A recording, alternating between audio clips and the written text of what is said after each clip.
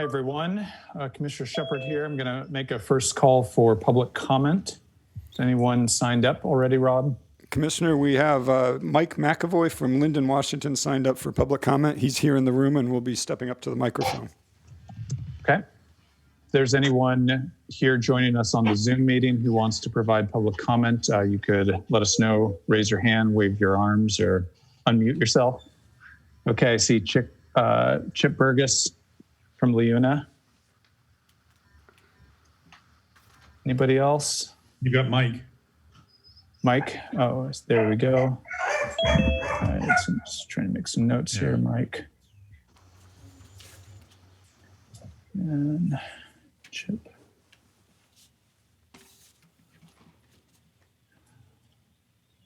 Okay, if I have not seen you, I'll make another call after we get started. All right, I'm going to go ahead and get us started here. This is Commissioner Shepard, and we are starting the Port of Bellingham Board of Commissions meeting for Tuesday, October 20th. Whatcom County continues to be under a public health emergency, which is still in effect, and we have two ways to participate in this meeting. You can either dial in through the conference, dial in, or join us on the phone as well. I'm going to start the meeting by opening the public meeting and starting roll call with Commissioner Bell. I'm here. Excellent. And Commissioner Briscoe? Here. Great. And I've figured out how to get my video on, so I am here as well.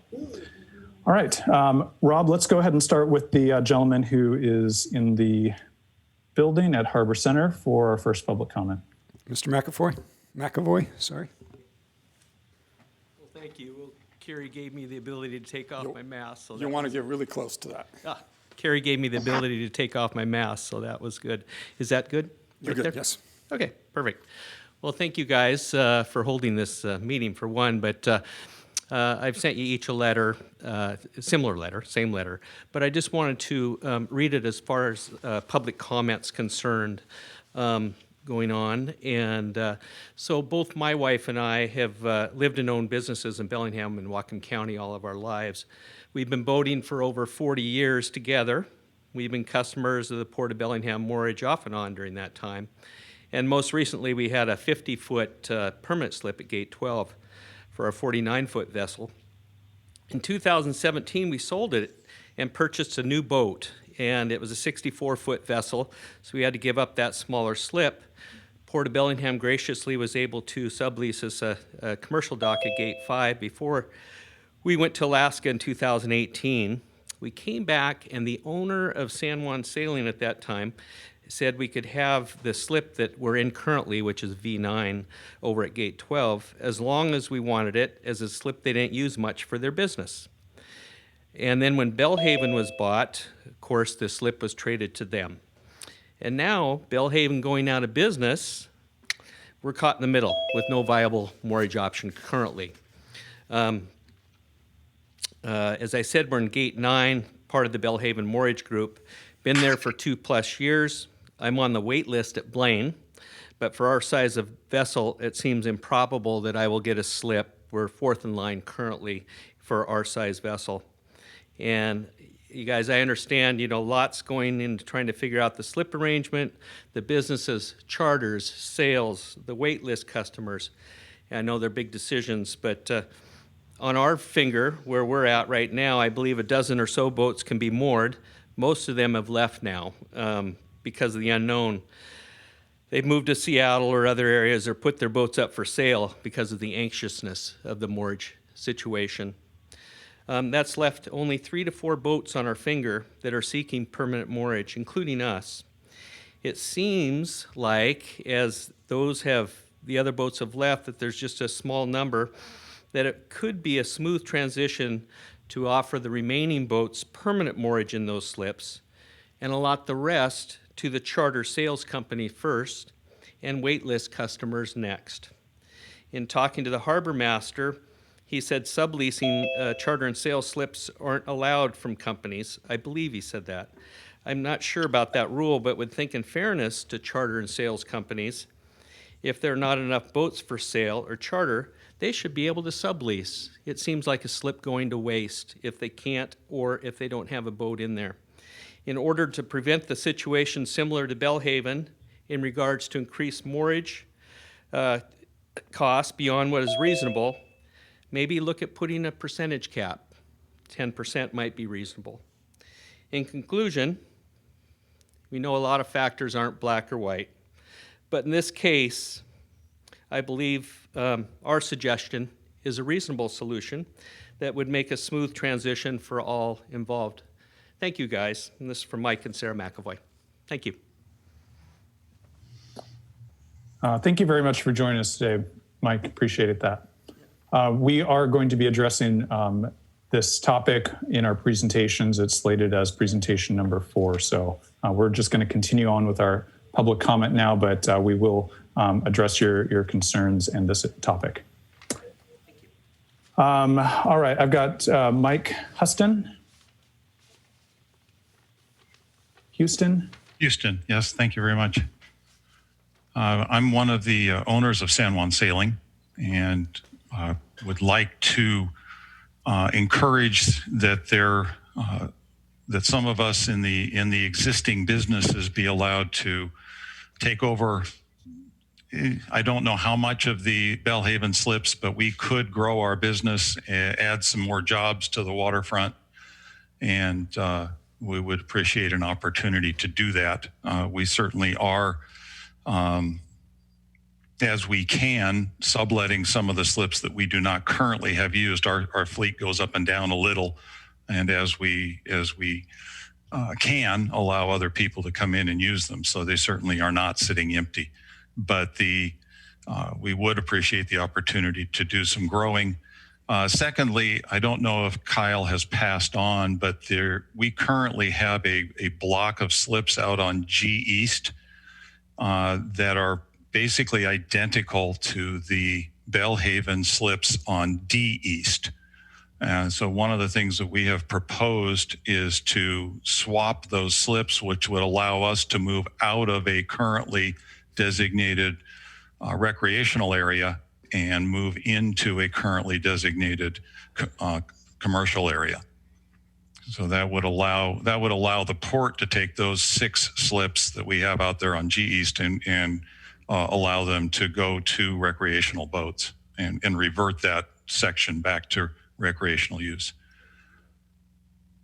That's I think all I have to say at the moment. My understanding from our previous owner, Roger Van Dyken, and I don't know if he's on or not, he was thinking about joining.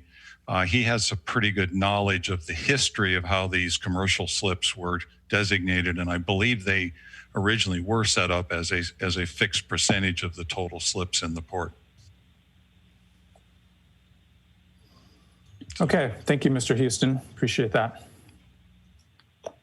All right, I've got Chip Burgess next. Hi, my name is Chip Burgess. I'm a regional representative for the Laborers International Union of North America. Here tonight on behalf of Local 292, based out of Everett, Washington. We represent around 1,600 members from Snohomish County to the Canadian border, including the islands. With that said, this is my first time getting to speak and be here in front of you folks. I really appreciate your time. Here tonight on behalf of the Laborers Union to begin a relationship and to speak about a relationship for the upcoming CK Fish project, getting our, not necessarily ours, but putting wording, apprenticeship wording into these future contracts with the port. We feel it's very important to our local workforce, to many of the kids who are now coming out of high school in this new kind of weird economic downturn that they're soon to be faced with. We'd like the opportunity to provide apprentices to this project, as well as many projects here in the future. So with that, I plan to be here in attendance and reaching out to you folks. And I think you guys do a fantastic job for the community. And however we can foster that relationship and help in any need in any way possible, we're here to help. So thank you very much. What did you do with Daryl? Daryl? Yeah. What did I do with him? Yeah. Did you put him out to pasture? Is that? Mr. Stubblefield retired a few months ago, and I had the pleasure of knowing Daryl for many years. I took over for him when he left GOI Construction, and started working with him about a year ago. So he's a great guy, hell of a golfer, and he's a great friend. So thank you very much. Commissioner Shepard, I'd like to speak. Yeah, please. Chip, good to see you. Hey, one thing I might clarify, Star Fish Company owns that old CK fish site. So they are the current owners, just for clarification for you, so there's no mix-up in your correspondence with the court or whomever. Just want to make sure you understood that. Thank you very much. And good to hear from you. We like the program. Thank you very much, sir. Nice to meet you. Yeah, Chip, feel free to shoot an email to any of us for further conversation. I'd certainly be interested in hearing some of the other issues your members are interested in. So if you want to shoot me an email or any of us, I'm sure we'd be happy to talk more. Thank you so much. Yeah, thanks for joining us tonight. All right, did I miss anyone else who would like to provide public comment? I have a comment. Yes, Mr. Brigham? Yeah, Ben Brigham. So I am one of the tenants that has subleased from Belhaven for, I think, the better part of a decade now. And really, I just wanted to make 2 points. Number one, I hope that you will consider allowing us to continue on with a direct relationship with the port. And two, I feel like you guys have done a really good job navigating what is a really messy situation. And I just appreciate, I can appreciate the difficulty that you guys have dealt with in this and appreciate how you've handled it. Are you going to stick around for the discussion later? Sorry, can you say again? Are you going to stick around for the discussion later? I have another board meeting that I've got to attend here. It starts in an hour. I'm not sure what time that's beginning, but if it's in the next hour, yes. Okay, so I just have some questions. So if you could stick around for, hopefully we can get to it within the hour. Okay, you bet. Yeah, Rob, is there any problem with moving that presentation up to our first? No, I'd ask you to do the consent agenda maybe first, and then we'll move Sure. that from item 4 presentation to that'd be the Blaine Harbor Mortgage Incentive Program. So let's move the action item number 2, reallocation of Squalicum Harbor slips, up to the first item after the consent agenda. Commissioner Shepard, you read my mind. I'm in agreement with that. All right. We're telepathic over the internet wavelengths here. Just make sure you spell that right so it's not telepathetic. All right. Anybody else want to provide comment here? Yes, hi. My name is Yes, J.R. Mr. Johnson. Yes, J.R. Johnson. I own Blue Heron Yachts and Blue Heron International. Been working here since 2013. And I just wanted to also, with the reallocation of those slips, wanted to express on behalf of most all brokers here the importance and need of providing commercial slips for both our charter programs and our brokerage boats as well. So just making sure that we're represented here. Okay, thank you very much, Mr. Johnson. Anyone else?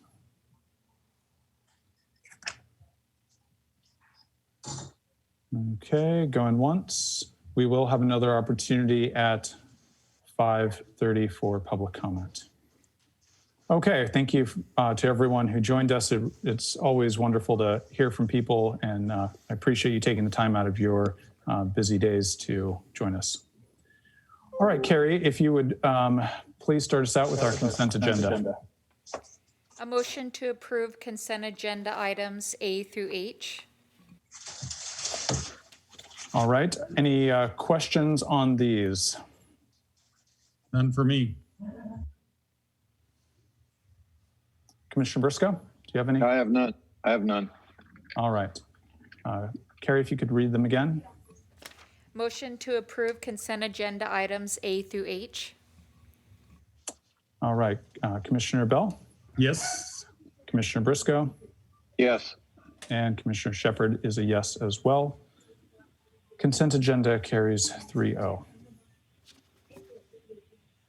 All right, with everyone's agreement, we're going to move our action item up to the front so that we're able to make best use of everyone's time. Rob, I have you as the presenter on this item for us. Yeah, Commissioner, thank you. I don't have a formal presentation. We're all aware that unfortunately Bellingham Charters, went bankrupt. On a judge's orders, their assets were dissolved, and we're left with approximately 40 slips in Squalicum Harbor to allocate. And obviously, as usual, there's more demand for our slips than there are slips.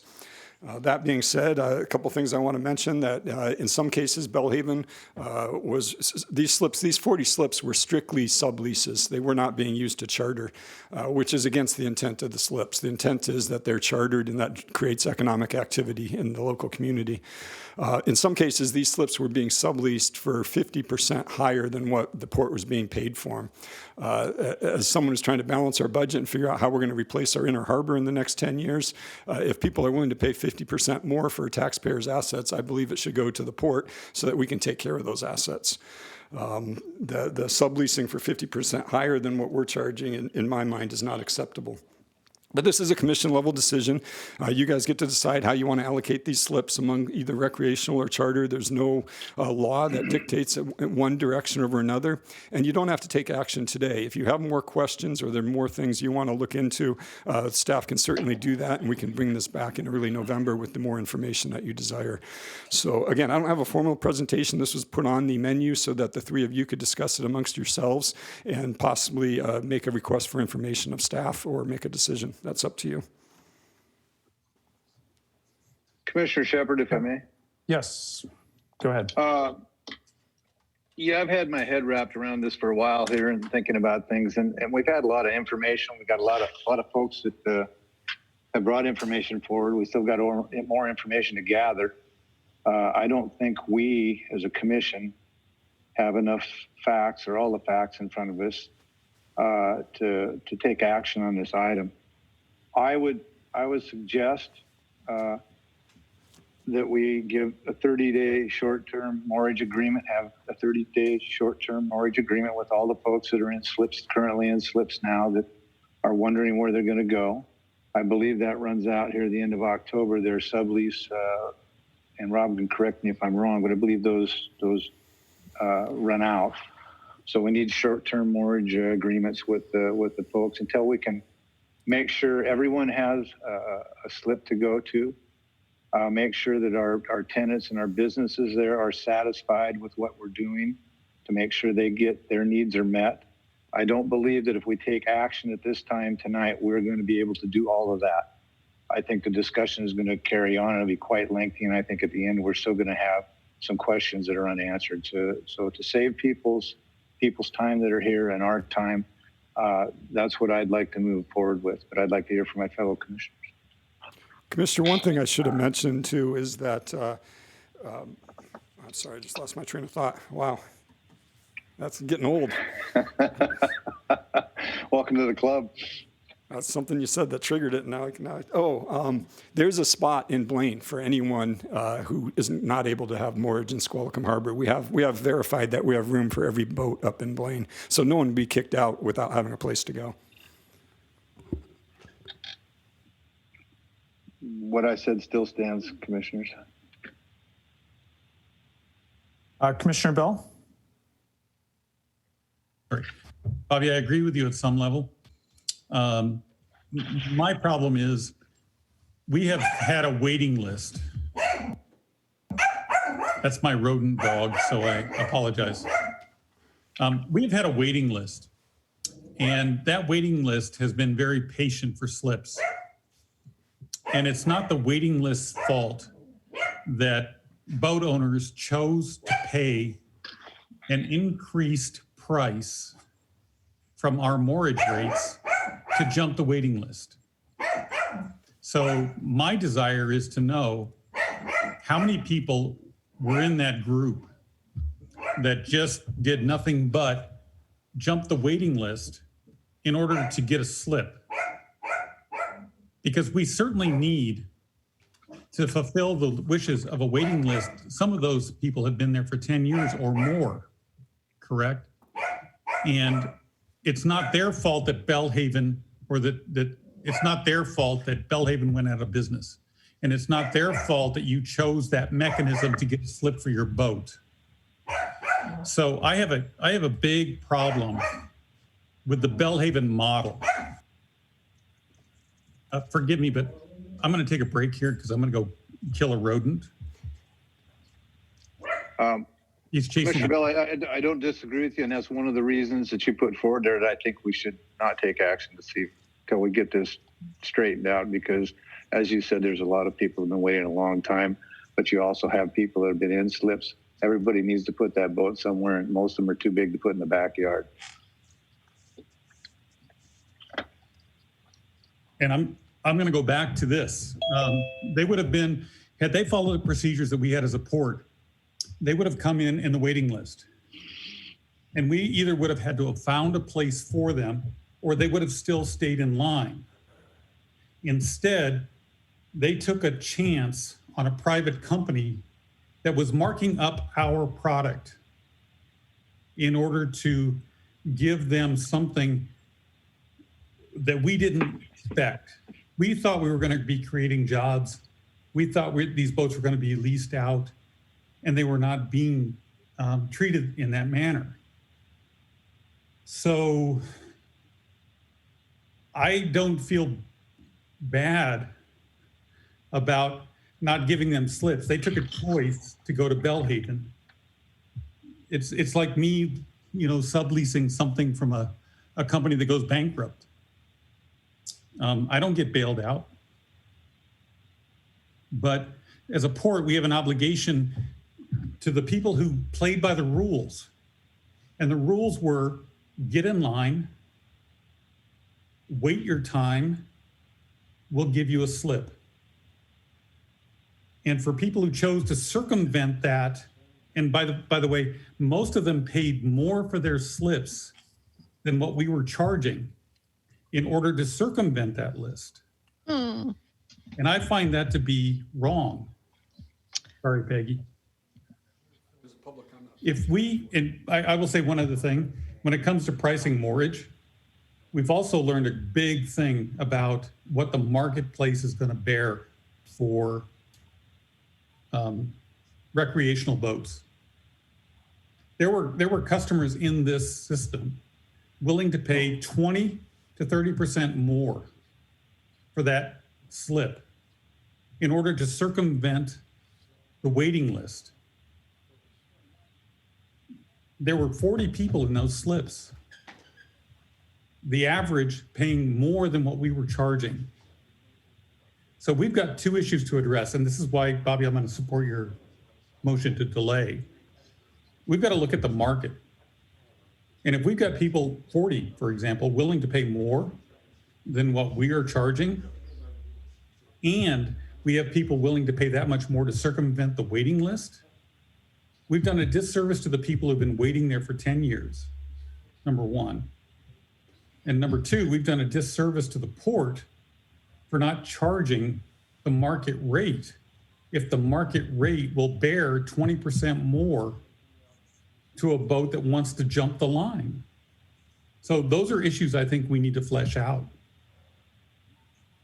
And I think that's a good conversation to have. I bristle a little bit at the idea of having the rates be as high as the market would bear. Boating is already a luxury activity for many, and I do not want moorage at our harbors to only be exclusive to those who are willing to pay whatever the top of the market will bear. So you have people though, Michael. And I want to just make sure that we're able to honor some of the painstaking decisions that we wrestle with trying to keep our rates attractive, and making sure that we're able to pay our bills that we all have. And I think we've really struggled with that. And for me, I don't want to price everyone in our harbor out because the market may bear a higher price. I'm in agreement, but I will say that you have 40 people who bought slips at a higher price than what we are charging in order to jump the line. Yeah. We need to deal with that. Gentlemen, I would remind you that we're going to deal with that, I believe, after the first year in our mortgage rate setting. I believe that's up for 2021. So we'll save that. I would like to save that discussion for then. The discussion now is that, we have folks that are in slips that need slips, and we need to deal with that before we worry about who we're charging what to. Yeah. I understand what you said, Commissioner Bell, but we need to deal with other things first. Well, for me, the pieces of information I'd like a little bit more is on, I think I hear what Commissioner Bell is saying about we have people who have been on this wait list for over 10 years, and there's a lot of frustration with people who have waited for that long to get into the harbor of their choice. And when they feel like people are jumping the line, it of course creates animosity. What I don't know is how clear the expectation is with the charter companies about our rules, and how upfront we have been and the charter companies are understanding and passing on to their customers that information. And I think that's something we need to ask internally and ask with our partners in the harbor before we make a decision on this. So I need a little bit more information on that part. Bobby, the other piece I need is just confirmation about our capacity to place individuals in Blaine. I've always heard we've got space for everyone, and I just need to know if that is everyone, including all slip sizes that we are currently seeing in the Belhaven customers. Commissioner, the answer to that last question is yes. We have a spot for there's 18 folks remaining in Belhaven slips out of the 40. So I think I heard earlier 4 or 5, but it's actually 18 boats are remaining and want permanent moorage in Squalicum. And we have a spot for all 18 of those boats in Blaine. How clear are the rules is a great question, because I think they're fairly muddy. I don't have all the history of here, and I'm not the expert on that. So I'm going to ask the marina folks to weigh in, but I'm not sure tonight is the appropriate time. If we're going to push this off till November, I'm thinking that a more appropriate way to do this is for the marina staff and I to sit down with you individually and have these discussions and get your thinking. That being said, I know we've got a couple people in the room here that would like to have some input. I think they probably deserve to have that input. I'm guessing there's a few people on the screen as well that want to have that. So I'm going to ask if you want to do that now, if you want to have more commission discussion, or if you want to make them wait till the 5:30 comment period. No, I'd like to do that now personally. But I would also like to say, Bobby, I'm going to support your motion to give a 30-day grant on this. But I am going to want some answers in the interim about people on the waiting list and about how we're going to go about this. So I would love to hear from the people in the audience. Yeah, this is what, I think. Go ahead. Okay, I think Mr. Brigham said it well. It's a messy situation. We're doing our best to try and figure this one out. No one expected or wanted a company to go under, and now we're dealing with a kind of cascade of effects that are stemming from it. The positive is our harbor is in high demand and it's full. Those are good things, and we want to keep customers and we want to keep relationships with those individuals, and we're going to do our best to make sure we make that happen. I would like to add, maybe we need to have some reporting mechanism for the slips that are sublet to make sure that they're doing what they're supposed to be doing. And I don't know that I would want to put that on the port staff, but I would think the companies that were leasing these spaces should report to us the number of days that the boats that were in that slip were leased, how long they were leased for, how many days of the year, that kind of thing. I think that's an easy thing to fix, but I don't think we're going to fix that tonight. I think we're going to need the 30 days to do that. Agreed. No, I've heard from both my fellow commissioners that there's a lot of answers that they would like, and there's a lot of answers I need. I think that everything we've talked about is reachable before the next meeting. I think staff has a pretty good handle on what's gone on, but we still need a little bit more time, I feel, to make some decisions. We're not going to make everyone happy by any means. We never can, but we want to be as fair as we can and do the best job that we can that we were elected to do. I would love to respond if you're going to take comments at this time. Yeah, let's. I'm fine with that. Let's go ahead and open it up, Mr. Bingham. So I think the first place that I want to start is with Ken's point about trying to jump the line and circumvent the process. That certainly wasn't our intention. We were new to boating when we got our boat, and I actually have been on the waiting list since before we subleased from Bellingham. In fact, our number came up several years ago, but we had another boat under contract that wasn't going to fit in that slip, and so we passed it at that time. And the way that I actually ended up with Bellingham when we got our boat and we contacted the port and they told us they didn't have any slips, it was actually the port that advised me to contact Bellingham. And so I did. I wasn't trying to jump the line or circumvent the process or anything like that. As far as the rates, I didn't even realize that we were paying a 50% or whatever it was markup, but I'm certainly happy to pay the port the same thing I paid Bellingham. It wasn't our intention to do anything nefarious there. And the other thing I wanted to respond to, we're not a charter, we don't charter boats, but we do have a charter company that we just started this year. In fact, it's called Pacific Northwest Salaries, running our boat fishing adventures. Our first trade show was Vancouver this March, and unfortunately, COVID squashed all of that this year. So we do actually have commercial aspirations with our boats as well. Well, great, and thank you. The commercial activity is a key to a diverse and vibrant harbor, and so I certainly want to make sure we maintain that capacity in our harbor for this type of activity. We've just got to make sure our rules are fair and equitable. Mr. Shepard, one quick question for Mr. Is it Brigham? Is that how you pronounce it? Yeah, Brigham. How long have you been leasing that slip from Bellingham? I think it's 6 years now. I can't remember if we started in 2013 or 2014. I think it might have been spring of 2014. So I guess 6.5 years at this point. Okay, thank you. Yep. One last thing. When we go through our mortgage rate pricing structure, would you be willing to come back and testify that you're willing to pay 50% for that slip? I was waiting. I mean, you can look at what I've been paying for 6.5 years, and obviously I'm willing to pay that. Commissioners, just to clarify that, some of the Bellingham customers were paying up to 50%. Some were actually paying less than what the port was getting paid by Bellingham. I'm not sure why that business practice was what it is, but I think the average was about 22% premium over what the port was charging Bellingham.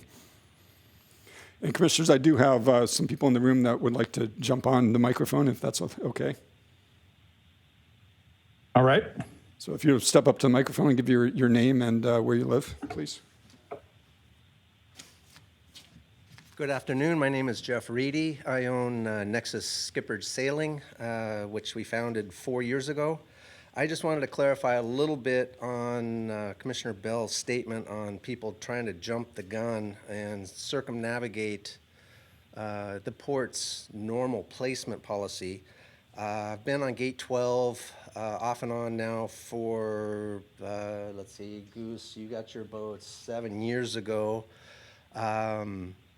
And I've met most of the community down on Gate 12 and most of the people had no intention on doing anything of what the accusation of skipping a procedure. I've been with Belhaven since the Bagleys owned it, and I've watched a lot of the goings-on of how people got into those slips.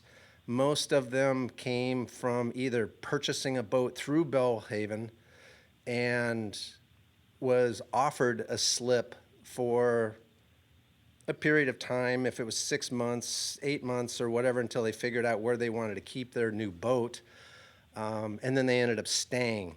Most of the people that were out on QDoc, and including Mike, who's been out there, a lot of the people have actually vacated. When Sean bought Belhaven from the Kings, he made mention to Peggy about bringing boats up from Seattle because of our rates, the closeness to the island, so on and so forth, the Canadian market, all of that. So Peggy took it upon herself, Dave King's wife, to vacate most of the non-conforming people to make way for these boats that the new owner was going to bring up from South Sound. He came up, he started his business, and you've probably dealt with more of his headache than any of us, but he found himself putting the cart before the horse. He did not have boats to bring up here, nor could he entice boats to come up, and I'm sure COVID had a part to play in that. But Sean was just trying to fill slips, but the markup, I've only heard from a couple of people that really agreed to it, knowing the fact that it was going to be a temporary thing. Miss Bliss being one of them, instead of dealing with this whole mess and going, because Blaine has told us, Andy's kind of told us numerous times that there was not room for us to go up, and 6 or 7 of us have been on a waiting list up there to get up there in case this whole thing implodes. I know this whole thing is just a mess that you guys have to deal with, and I really appreciate some consideration on your parts of the fact that the more you can help people understand what you're being forced to deal with, the more information is going to be volunteered and the support you get from the folks. So I just wanted to inject the fact that people did not intentionally try and sidestep anything. This is just what has evolved, some of which was just Sean trying to fill the slips so then he could end up covering the costs. Some people were made way to be, they were given slips if they purchased a boat from Belhaven. You know, I was one of the people that got transferred a couple of years ago when Sean bought the business. I took Nexus Charters up to Blaine, and poor Kyle had to deal with Jim at the Bellwether and Dave at the Chrysalis, which I was catering to them doing skipper's evening sales. Couldn't run the business from Blaine. So I'm working with a relationship with JR at Blue Heron to expand it again. And, you know, we're not trying to, we're just looking for what the new rules of the game are going to be, that we can move forward where we don't have to abandon what's in place now. We just have to bring everything into conformity so then people know what the rules actually are. That'll make it a lot easier for the brokers, the charter captains, to support Kyle in the enforcement side, so then he's not really stuck in the middle between the boat owners and the commissioners. Because I know you guys have a job to do to set the rules and uphold the rules, and Kyle's kind of the guy who's got to enforce them. So I just want to inject a little bit of the upfront reality of what's really going on. So Commissioner Bell, people aren't trying to circumnavigate the rules. This is just the way things have evolved that we got to deal with moving forward. Yes, so let me respond to that before you leave the microphone. I understand that. I understand that there are a lot of people who receive slips here with a different understanding. I'm not accusing you in any way, shape, or form of trying to do something subversive. That's not my take on this at all. We really do have a responsibility to make sure that when we set rules that they are adhered to. I think we dropped the ball as a port at some level by not following the Belhaven model more closely. to see what they were doing. But, the fact of the matter is Belhaven was not leasing out as many boats as we thought they were going to be. Your business model is exactly what we want to promote. We want people creating work. We want people creating jobs. We want people who are going to use those slips to create commerce and to make money and to earn a profit. So that my assertion that you did something wrong is not at all what I want you to take from this. It's that there was a process in place, and the way things turned out, it didn't turn out to be the way it was. And I think it was Belhaven, and I think it was some of the principals in Belhaven that were at fault for that, not you. You took advantage of something that was an opportunity. I'm a business guy. I would have done the same thing, and I would have been in your position at the microphone today. We just need to make a rule, and we need to make sure it's adhered to. And we want to support you if you've got a future business on the water to make sure that that happens. Well, I appreciate that very much. But I just want, because you sounded a little stuck there earlier of the fact that you felt people were being mischievous, and that wasn't really the case. This is just the way it's evolved to where we're at. So, most of the folks down there, the port office will tell you, are not slow pays. They're above board, honest, good, people that, they slid into something that has just endured longer than it probably should have. So, people subletting for 6 months or a year after they buy a boat from Belhaven, okay, that's an incentive to buy the boat. For people to be, doing it 8-9 years down the road, then I see the fact that needs to be clarified in the bylaws of the fact that can't continue. So Yeah. You're bang on.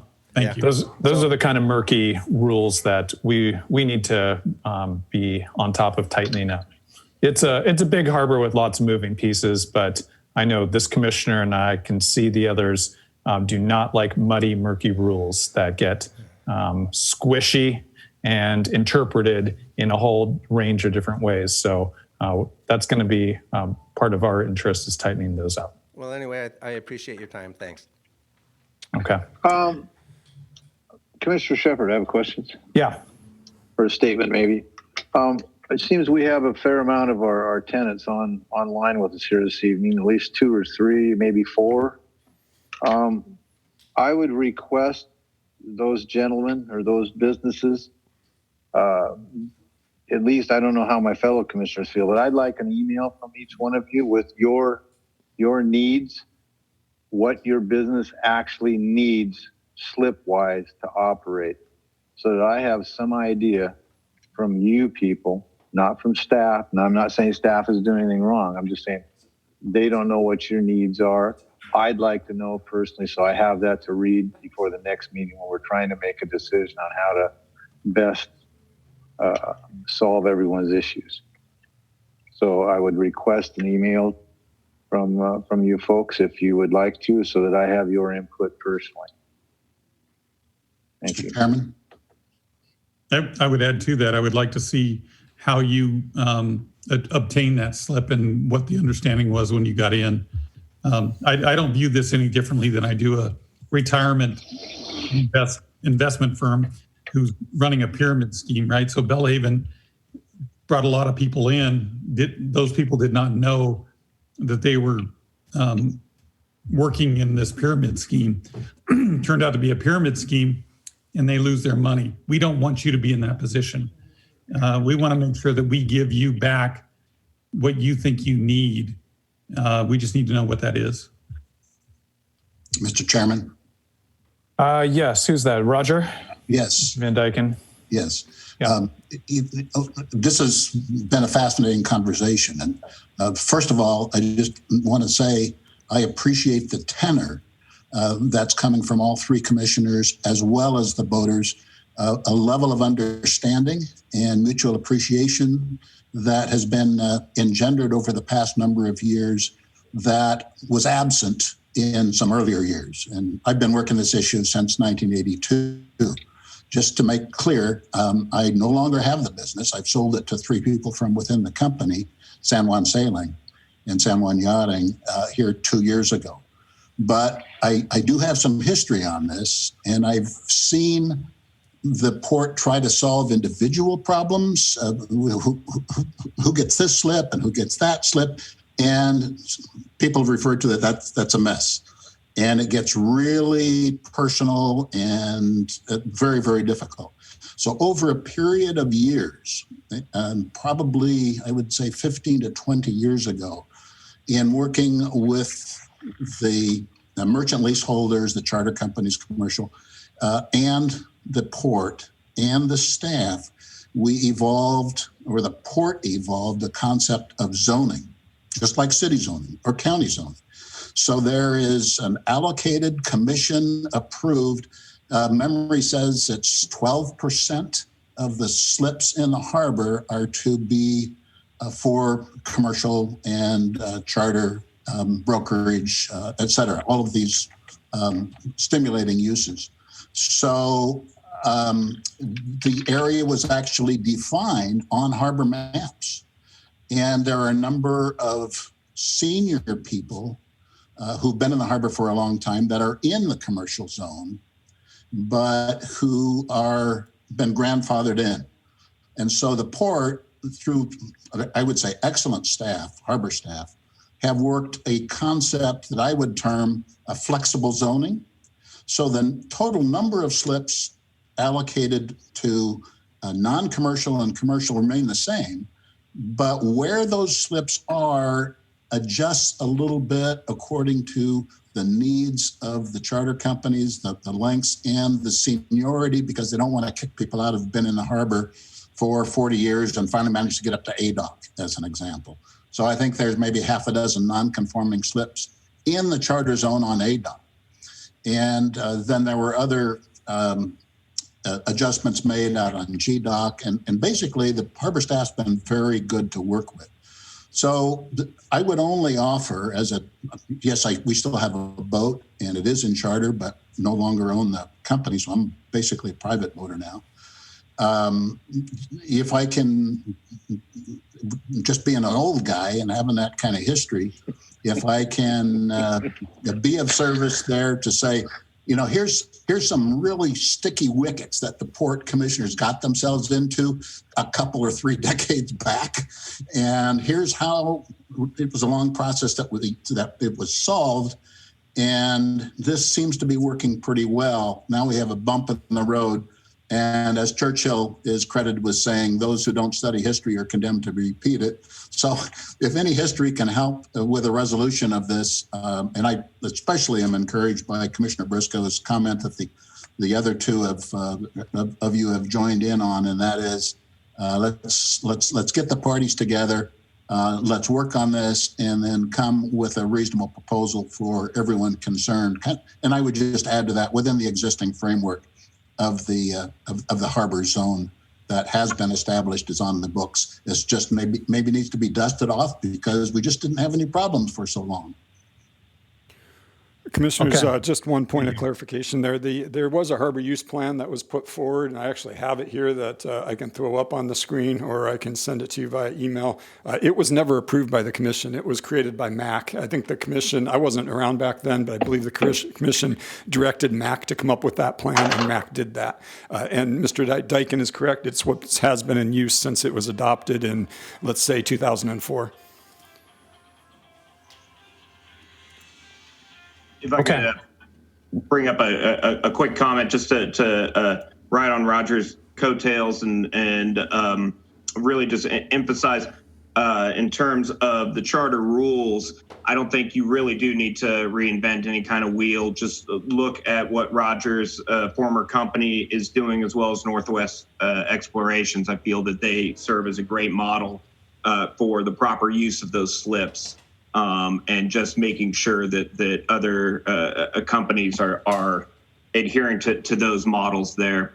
And one more comment I want to make about the market rate is to just be careful not to go off of just anecdotals. Make sure you do a formal study on it, understand that slip rates do, with inflation and everything else, do warrant some kind of increases here and there. But understanding, for instance, I know for a fact it was just one other person that was paying 50% more obviously it was an outlier. So just making sure there's a formal study there. Thank you. Also know that was just a dig at Commissioner Briscoe, who never wants to increase rates for anybody anytime. So I had to get my 2 cents worth in there. That was not a bullet across anybody's bow. Okay, Commissioner, so I'm hearing right. that we want to have some one-on-one sessions with you about the harbor rules, and that you're looking to hear from the charter companies about what any increased needs they may have are and what they would use with those slips for. So we'll get that together over the next 2 weeks and get those scheduled.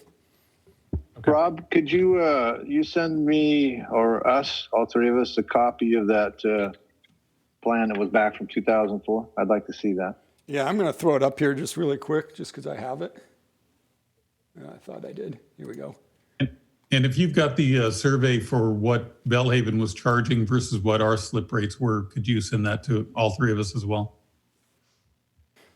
So here's one of your gates. I can't see the gate number here. It's gate 3. There we go. Gate 3, gate 5. I'm just going to run through them real quick, and then I'll email this, and we'll make sure this is available for folks. Gate 6. The color coded is pleasure is pink. Merchant leaseholders are light blue. Is this what exists in reality, or is this the plan? This is the plan that gets to that 12% number. Now, as Mr. Van Dyken alluded to, there's a lot of flexibility in this as we move people around, but we try to maintain that kind of same percentages, if you will. Yeah, and we've heard a little bit about capacity for consolidation and reorganization to maybe achieve some efficiencies here. Yes, sir. And for clarification, you said this plan was never ratified by the commission. It's just been in use? I believe it was adopted and created by the MAC. And again, Okay. I wasn't here during that time, but I can't find it being adopted by the commission. Okay, very good. Okay, thank you, Rob. All right, well, Mr. Chairman, yes. if I could indulge me just a moment. It was the operating procedure, as Rob said, under which the port operated. I was under the impression that the commissioners had adopted it, but we all acted as if it's port policy. There's been a reference to the rules, and you will find that there are rules already established. Memory says that we were allowed like a 10% overage of slips in order to accommodate growth for individual companies. And I witnessed the Belhaven thing happening. And it was not something that just happened with the last owner or even the previous owner. There's been just a period of where their charters gradually declined, that they wanted to accumulate slips and then it became a means of keeping the company afloat, frankly. With some of the subleasing, I expressed my concerns to them as well as to the harbor master because I was concerned about the reputation of the charter companies in not fulfilling our agreement with the port because it became obviously an abuse of the system and we were afraid something like this might happen. I think the port staff found it became a bit of a cushion so that if people wanted to go on the wait list, well, you could go with Belhaven for a while and maybe you pay a little bit more there. But then with the wait list opens up, you still maintain, you're kind of it's in a holding pen until your position on the wait list came up. And so it kind of evolved into something that worked kind of well for everybody, except in this particular eventuality. But it was not an intentional circumvention, as has been alluded to. It was port staff realizing things were really tight for Belhaven. They were having trouble making it. They were extending beyond the rules, but maybe we can give them a break. We don't want to force them out. We don't want to force them under. A lot of well-intended people that just kind of ended up with a circumstance that the rules got too relaxed for too long. But the rules are there and they're good. And as Commissioner Bell suggested, maybe we just need to make sure that they get enforced a little bit better. And I think the charter companies as an association and brokerages in kind of self-policing and helping the port in that regard, I would suggest they have an obligation there as well. So I think you're headed in the right direction, and I'm sure that charter and companies would be happy to help out to work out a solution that works well for everyone. Okay, thank you very much. I am going to see if we can move ourselves on. This is going to come up at our next meeting as well. Before we move on, I think we formally have to move that action item. I second Bobby's motion.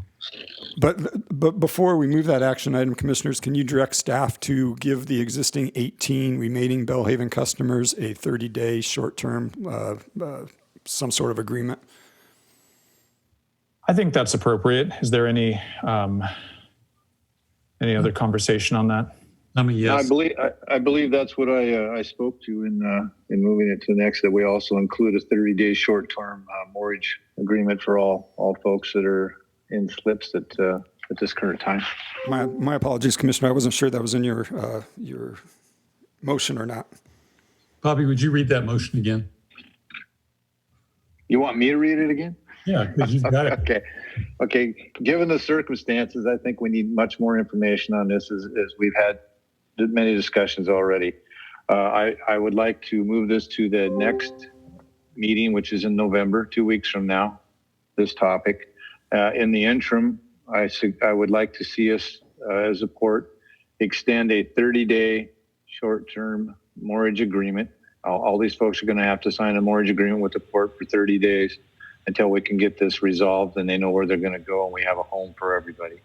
So as well as staff get together with, as Rob alluded to, with each commissioner individually and discuss this. And I'd like to have the tenants, the charter folks we have involved in it as well. I second that. Okay. Motion has been seconded. Any comments or questions? Yeah, Rob, you're going to talk to me first, right? Yeah. Yeah. I have none. Okay. All right. I will go ahead and entertain a vote on this. We'll start with Commissioner Bell. Yes. Commissioner Briscoe. Yes. And Commissioner Shepard is a yes as well. Thank you for that motion, Commissioner Briscoe. I think that's a good way forward. I just have one quick question. Are the commissioners' email addresses available on the website? Yes, they sir. sure are. I'll follow up with that email then. Thank you all very much. I appreciate your consideration. And I'm sure Carrie could put our emails in the chat window for anyone who's on the Zoom meeting as well. And feel free to call. Or text. My phone number is available, so you can call and talk to me anytime. And the email addresses are pretty easy. It's the first name plus the first initial of the last name. So it'd be BobbyB@portofbellingham.com, KenB@portofbellingham.com, Michael S@portofbellingham.com. Okay. See, I was in front of you, Ken. Rob F@portofbellingham. Yeah, Rob F@portofbellingham.com for the really bad stuff. All right, we are going to go and reconvene with our presentations, jump back into our order, and we will complete our final action item after, as scheduled after the presentations. First one we have is transfer of Squalicum web lockers 325. We've got Don Hall and Nick Downs.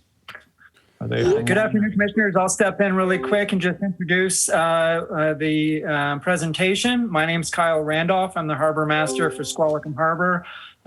We have Don Hall and Nick Downs on the line. Don Hall has been a longtime fisherman with the Port of Bellingham and has had locker 325 for many, many years. That is a downstairs large locker with an overhang on it. It is a highly desirable locker for all the fishermen. And I know Nick has been utilizing that locker for many years. And Don's request is for us to allow a transfer of assignment of that web locker. But I'll let Don make his request, and I'm here for any questions you might have afterwards. Go ahead, Don. Can you guys hear me? Yes, we can. Okay, well, thank you for your consideration. I sent a letter to all three of the commissioners, I believe in June, outlining what I was trying to work out here for Nick.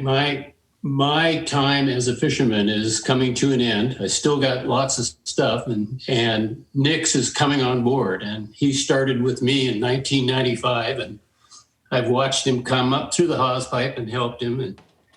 And we've shared this locker, and it's worked out really well. And as my time comes to an end here, I would really like you guys to consider allowing him to take over the lease of locker 325. Okay. Thank you very much, Mr. Downs, I believe it was. This is Donnie Hall locker for years, and I'm currently utilizing the locker. I've been sharing it for about 10 years with Donnie. Okay. Did you have anything to add, Mr. Downs? No, other than, I could just introduce myself. I'm a Bristol Bay fisherman for about 18 years now. I also lease a shop space on C Street. So I fish in Bristol Bay, and I'm a boat builder in the winter. So I lease from the port. It's, I think, 803 Rotor, shop number 4 currently. And so my use of the space at the harbor is for, I send all my Bristol Bay gear home in the winter, and I hang my own nets. And then I've been using a little bit for overflow on equipment and parts and stuff for the boat projects as storage. Did we lose you? We're here. Nope, we're here. We got you. We're kind of this, you guys. So I actually have 2 going because I couldn't figure out the camera on my computer. Yeah. Try. Okay. Well, thank you very much. Appreciate it. Andy Kyle, did staff have a recommendation on this? So I don't know Mr. Downs very well personally. I think that as long as he meets the requirements of the WebLocker program, then I think that the answer is yes. Okay. And it sounds like you're an active commercial fisherman. That's something that is verifiable. That's something in our rule. And we do have, and maybe you could just refresh our memory about the procedure for transfer of businesses in our WebLocker procedure rules. Right. So currently, this assignment of a WebLocker would not be permitted based on our rules and regulations, or at least not through my office. There would need to be some sort of action on the commission to authorize this transfer outside of the current regulations. Okay. Because because there's not a formal sale of a business. This has just been a partnership that is looking to transfer. Right. Well, the current rules and regulations did not authorize the harbor office to transfer any locker other than through the WebLocker waitlist process. It was established during that when we renewed the program that the commission wanted to weigh in on any of these transfers through a business sale or other transfer outside of that waitlist protocol. And this is a sublet. Got it. Is that right? Kyle, this was a sublet? That's correct. Well, wait a minute now. When you say sublet, what was the sublet? Explain that to me, because I don't think it was a sublet. I think Donnie Hall had the locker. He paid the bills. Nick was in there with him. They were partners in the locker. So I don't believe that's a sublet. No, negative. It really wasn't. I do have proof. I've been paying for half the locker. Donnie paid the entire amount, and then I paid for some of it. So I don't know what you guys want. That's a sublet. No, I don't have a like Jimmy Zawanich did, or anyway. I don't think we need to pick this apart. These things have been in front of this commission before. I think it's not an action item, and I don't believe it was an action item before. Rob, can you correct me if I'm wrong here? When we dealt with oh shoot, now I'm forgetting the names. But the last one, that's age. We don't. You're in a right. We don't. we don't have to have this as an action item to make a decision, do we? No, you can make a decision on a presentation. That's no problem. I'm in favor. By the way, I'm in favor of this. And by the way, Mr. Downs, if you could look over your shoulder, that guy behind you loves you. You should see the way he looked. You could just, So I would make the. tell he I loves would you. make the. Okay, we can hug it out at the end of this. I would make a motion that we move to transfer this locker to Mr. Downs from Mr. Hall. That at this time I would make that motion for the sake of moving on with the meeting here. I second that. Commissioner Briscoe's on a roll tonight. I like it. All right. Any questions or comments? None. I have none. All right. We'll move to a vote. Commissioner Bell? Yes. Commissioner Briscoe? Yes.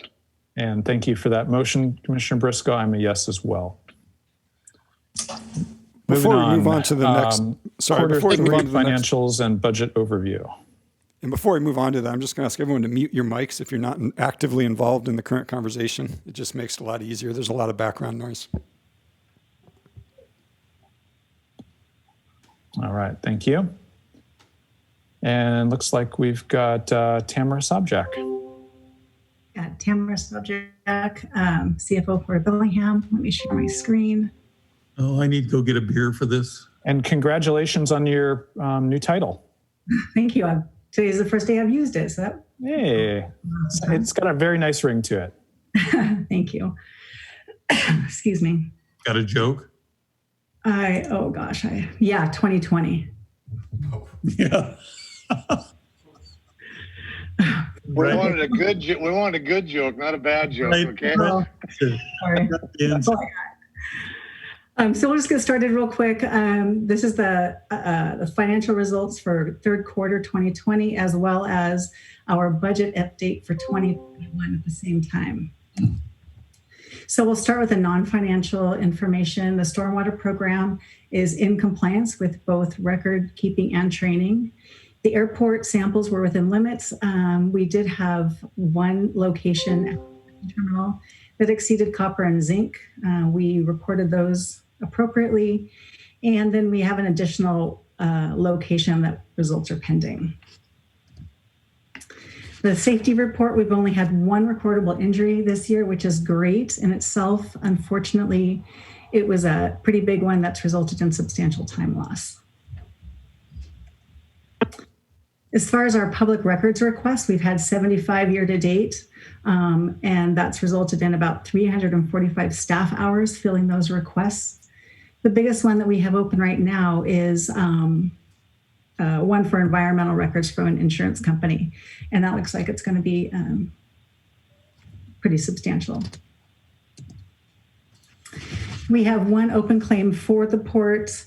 The insurance carrier recently tentatively agreed to all of the remaining costs less our deductible, so that was great news. We're just waiting paperwork from them, and then we'll bring that to the commission for final settlement. And then the one claim we have against the port is the slip and fall at the Blaine Sawtooth a couple of years ago, and our insurance carrier is handling that actively. So moving on to the financial results, the port has fared pretty well these 9 months of 2020, of the joke of 2020. Our total assets, we're at $396 million compared to $394 9 months ago. And liabilities are just over $127 million, leaving net assets of almost $269 million compared to $266. So we have done better than expected in the spring, to be honest. Where are our current investments? We have $8 million in these federal securities. The balance is invested in the local government investment pool, earning just over 2%. Normally, we have more than $8 million invested, but the interest rates are so incredibly low to reinvest when things get called or matured that we've just put that money into the pool for now until those rates increase and we can buy something longer term with a higher rate.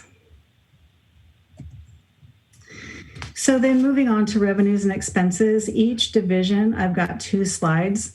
The first one is the first 9 months. So this one is year to date versus the 2020 budget. And this is all the operating divisions, including overhead. So you can see revenues have come in about 3 million under budget, or 2.5 million under budget. Most of that is due to the airports, not surprising message there. But we've also been able to successfully meet those costs. So when we saw those revenues start to decline, we really halted a lot of non-essential expenses. And then this is the second slide of that operating division. So 2020 budget versus 2021 budget. Normally I would do a forecast column as well, but it seemed a little tricky this year. So we're just going to look at budget versus budget. And Tamara, does that account for the CARES Act money that the airport received? Has that already been put on our books, or is that still coming?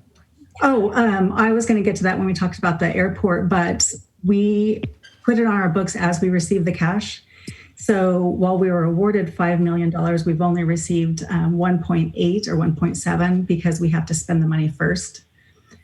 We have a big bond payment coming December 1st, I think, and then I'll apply for another chunk of that money. So I think we'll probably get 4 million of the 5 in 2020.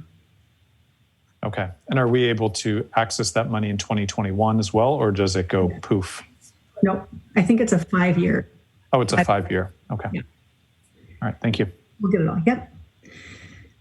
So this is budget versus budget. So in 2020, we budgeted full revenues of 24.8, and next year we're being realistic about the downturn continuing into 2021. So we're looking at planning for revenues of just over 21.5 million. And then also I mentioned earlier, trying to mitigate those costs. So we're really looking hard at our expenses and seeing where we can see some savings. So budgeted at just over 16 million in the operating divisions for costs next year. So looking at our specific division, so the aviation, this is not a surprise. We've been talking about this for a while. The revenues are down to just under 2.7 from a $5 million plan. The parking's down, the concession fees are down, the landing fees are down. With no flights and no customers and no businesses, that's what happens. But we were able to also cut a lot of our costs. Obviously, we didn't cut janitorial or insurance, but really everything else is under budget. And then looking forward, we're budgeting for 2021 to be very similar to 2020 in the aviation industry. So 3.7 in revenues and 4.5 in costs. That doesn't include any additional grant assistance we might get.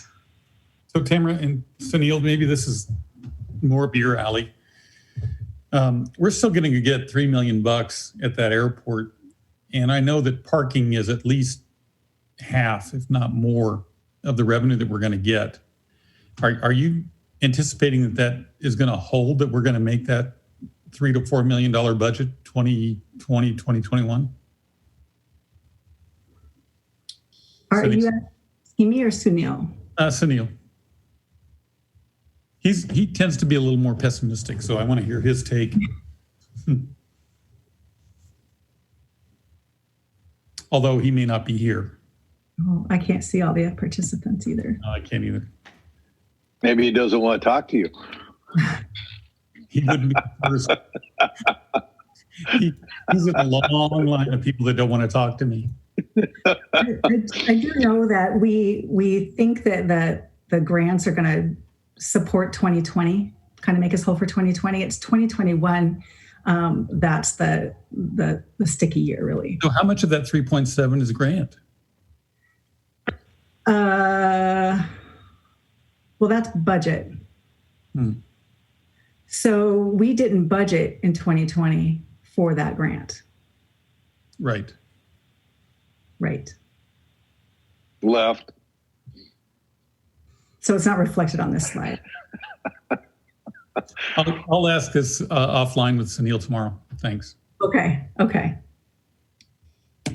I'm worried about the airport industry, and as I am any transportation industry, where people just don't want to get back on on a vessel or a bus or a plane or anything, in this COVID time. So it's true, but SeaTac just posted their highest passenger traffic last week since March. So it is picking up a little bit, and the same was reflected nationally. How are we doing with Everett? Is Everett up as well? I don't know about Everett, but Commissioner Shepard's correct in that TSA is screening more passengers than they have at any time since the start of the pandemic. I'd be dying to know what Everett's doing, because really they're the ones taking away business from us. And the other big factor is when do we see the Canadian border open? And I think our airport is going to continue to suffer until that happens. And it's another question of how long it's going to take for those Canadian customers to feel comfortable coming over and flying again with us. June 2021. And the bad news there is that the dollar is dropping, but the good news is the Canadian dollar is gaining on it. And anytime that happens, our airport tends to be busier. Yeah, if we can get back to par, that'd be great. All right, please continue, Tamara. Thank you. So moving on to the marinas. The marinas have really fared quite well during this time. I think people still got out and recreated. So their year-to-date versus budget is spot on as far as revenues and costs. They haven't exceeded costs at all. And they're looking at the same activity for 2021. So almost $9 million in revenue and 3.6 in expenses. That obviously doesn't include any capital. The cruise terminal, the same story as the marinas. It was almost business as usual for them. 1.3 million in revenues, met the budget, and then $730,000 in cost for the first 9 months of the year. And looking at next year, the cruise terminal is looking to expand a little bit of rate increase with higher revenue or for higher revenues, and then very, very similar constant expenses. Sorry. I guess this is the next slide. We get to see if the grant is factored in. The shipping terminal? Yeah. Which grant? The one we just received? Right. That's for capital repairs. Okay, so that won't show up here. No, this is just operating.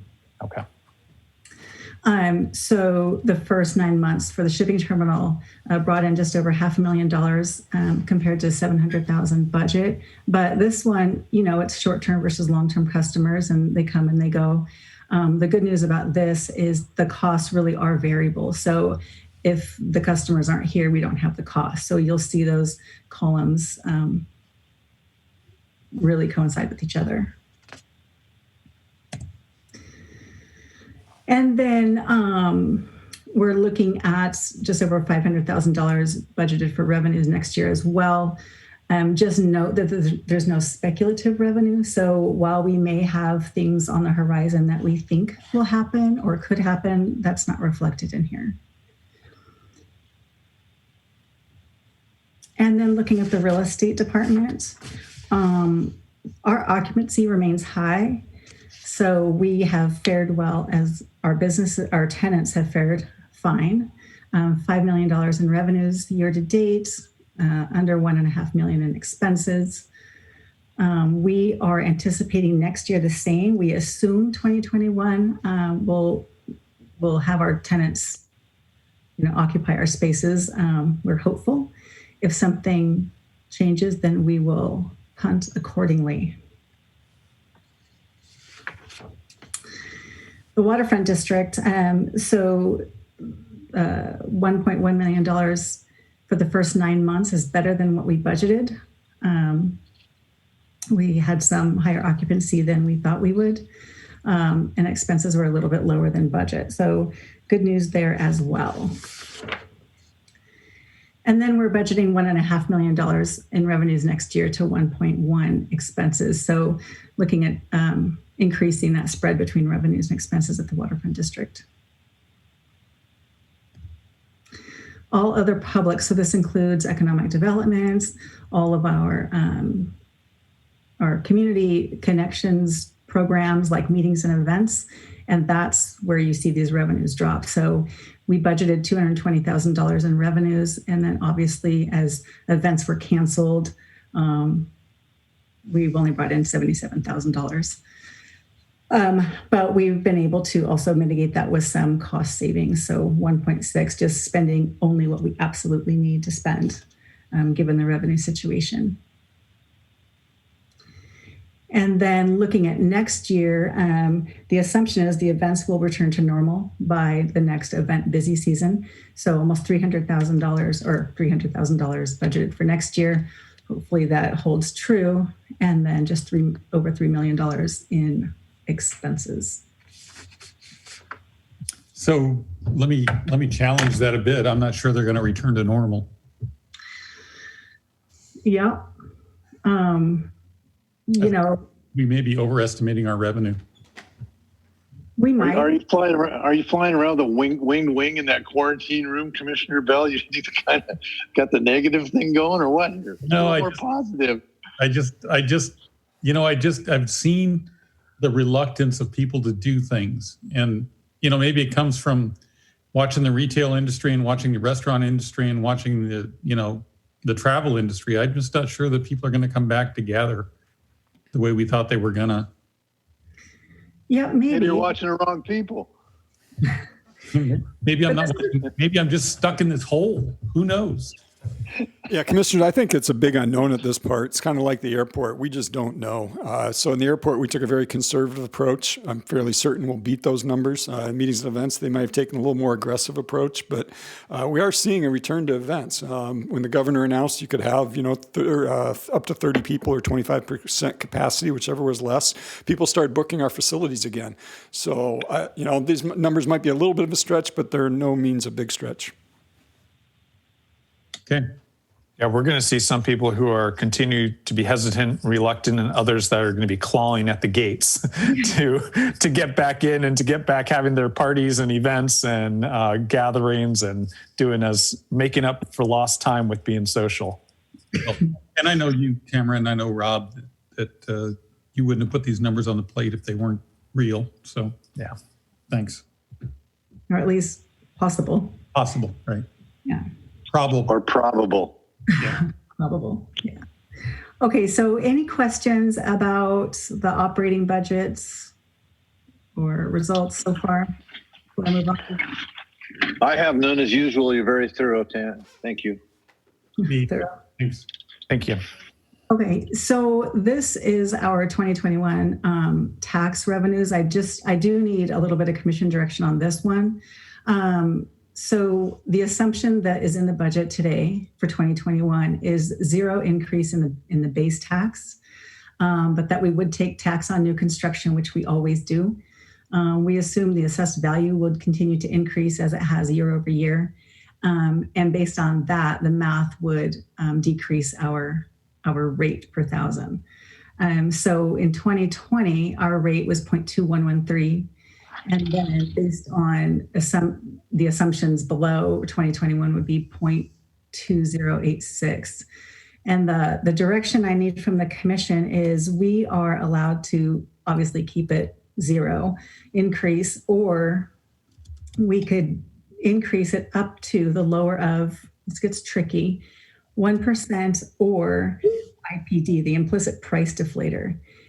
And that IPD in the past has always been over 1%, but for 2021, it's at 0.6. So if the commission says, yes, we want to increase our base tax, we could do it up to 0.6%, not 1% in 2021. So a little nuance there. So Tamara, just to clarify, you've prepared the current budget using a 0% increase on taxes. You're saying we're going to collect $7.5 million in 2020, and we're going to collect $7.6 million in 2021. Technically, it's a $100,000 increase, but as a percentage, that's pretty minor. Right, and that increase is based on the tax on new construction. And Commissioners, just to point out that leaves a millage rate of 20 cents per thousand valuation. When I joined the port in 2008, as in Tamara's role there as the CFO, we were collecting 34 cents per thousand. So you should all pat yourselves on the back. I think that's about a 40% decrease. You're probably the only government in Whatcom County to decrease your tax millage rate by 40% over that period of time. And I might point out to my fellow commissioners that we're doing very well while we have done that. And I would like to continue what we've been doing, because I think at this point in time, to raise taxes is not good given the situation a lot of people are in with the COVID pandemic we're in. I would like to, and correct me if I'm wrong, Rob, we're not increasing the tax base. We're leaving that at zero. We're just going to have tax on new construction. That is correct. Our AV continues. Okay. I would like, gentlemen, I would like to stay there. So yeah, Commissioner, that was a great point. I didn't mean to interrupt you. I'm sorry. But yeah, the new construction is how you get from that 7.5 to 7.6 and still decrease the millage rate. Is that the question before us? The question is, do you want to increase the base tax or not? I do not. Commissioner Bell, are you thinking, or I can't tell what that expression is. While you're pondering. It is pondering.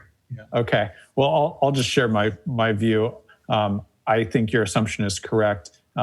If we are ever to entertain increasing a percentage, I want it to come with a really clear project that is going to have a really clear benefit for the community. If we're going to make a change in that base tax structure. But for this year, I'm perfectly happy with maintaining that 0%.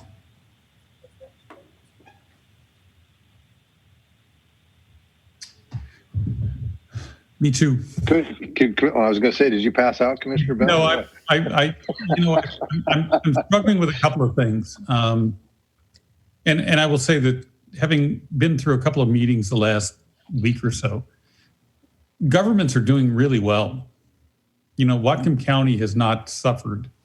The city of Bellingham has not suffered. The port has not suffered the way private industry has. So I don't have a problem. As a matter of fact, I completely endorse the fact that we're not going to increase this, because we're doing better than most with the revenues that we're bringing in. And I just want to encourage you, Rob, to bring forward a project, because I think we're missing an opportunity. Looking 20 years down the road, I know there's a project out there that we're going to be responsible for. And we're going to wish we had the money. So to the commissioner's point, let us bring forward a project where we can say, this is what we're going to do with the increase. I just think that Commissioner Shepherd is right. We're going to find ourselves down the road with a project that we didn't plan on, and we didn't put money in the bank for. I'll do both of you one better. What do you say we bring more business, a big business, so we don't have to increase the taxes ever to the people? We let the port pay the bill.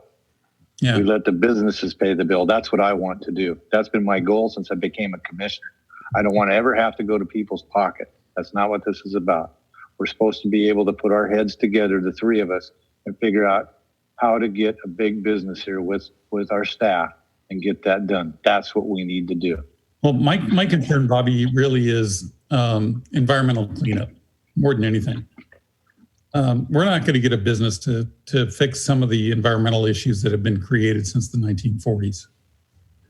And I do think that is, the general population's obligation to, fix some of the sins of the past.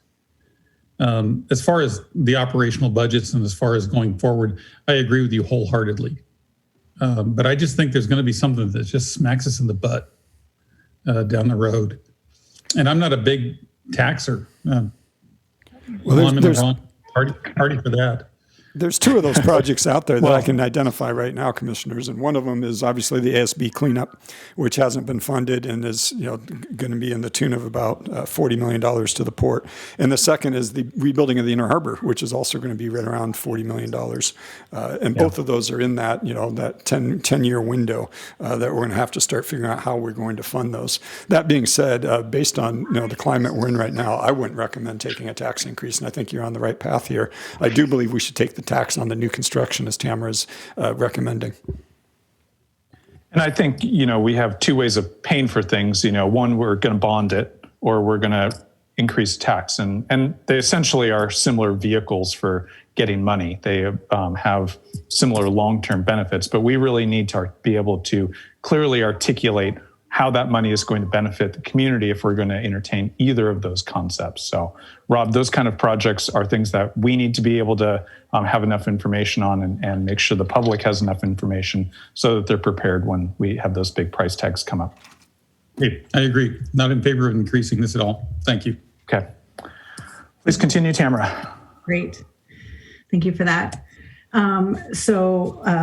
Continuing on our 2021 budgets, we have budgeted $9.5 million for capital projects next year. We went through these in detail, so I wasn't going to do that again today, but just as a reminder, the pier repairs at the shipping terminal, the port cost after the grant is about $5 million. We have miscellaneous projects at the waterfront for over $2.5 million. Those are the tile tank repairs, the safety elements like fencing and such, and other public amenities.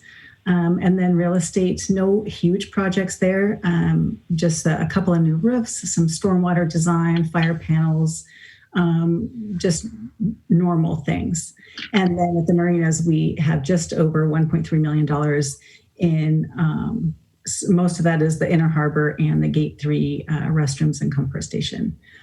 Would you like to talk about any of these? I know we went over them in great detail last time. Good to go? So just that costs after grants. So we had asked for about twice what we received in the grant. And so is that the remainder that I'm seeing here? Yeah, so we're actually working through that. What we had in the budget was receiving the entire $10 million. So I think there were 3 or 4 projects that made up $15 million. And then we had offset of $10 million. We haven't gotten the contract yet to really look and see what they're funding. But because we have allocated $5 million in port money, we'll have to adjust those projects accordingly based on what the grant will pay for. So we're still anticipating only doing the 5 plus the 6.8, so $12 million in projects, not 15. Did that answer your question? Yeah. Okay, great. And then finally, the projected cash flow, we're looking at beginning the next year at $13.1 million in cash. Don't be alarmed, that's super low. I mean, not earmarked for anything. So we have a lot of capital projects that are ongoing, and this number assumes that money is already spent. So basically, 13.1. 2021 will bring in $39.5 million. We'll spend 38 of that and end the year with just over $14.5 million. And then that $7.8 million reserve is for the three-pronged reserve, the $1 million for emergencies, 3 months of operating expenses, and then our legally required bond reserve. So after that, then we're projecting ending cash of $6.7 million next year. So that's kind of what we have to work with if things come up. Any questions on that? Nope. All right, so next steps, the draft budget will be on the website on Monday with all the narrative and all of the cleaned up worksheets for the public to view. And then we'll have a public hearing on November 3rd. I wasn't anticipating doing a whole nother budget presentation, maybe just a little recap, 1 slide or something, have a public hearing. And then on November 17th, another public hearing, and then we'll ask the commission to adopt the final budget and the tax levy. So that's the end of what I have. Any other discussion items? So November 3rd will just be a recap with a joke, right? 2020. I have no questions. Thank you. Rob, real quick in this, are we anticipating any kind of budgetary increase for staff salaries, like cost of living type things? That's a great question, Commissioner. We have some contractual obligations for increases. Those would be union contracts that those increases were negotiated years ago. We're in the middle of a contract negotiation with one of our unions. And right now, I believe I have a 2.5% cost of living in there for all the non-represented staff. Thank you. Okay. I don't have any further questions. Thank you very much, Tamara. Thank you. Next presentation item is Western Crossing. How are we doing on time here? I guess it is 5:30, so let's go ahead and have a,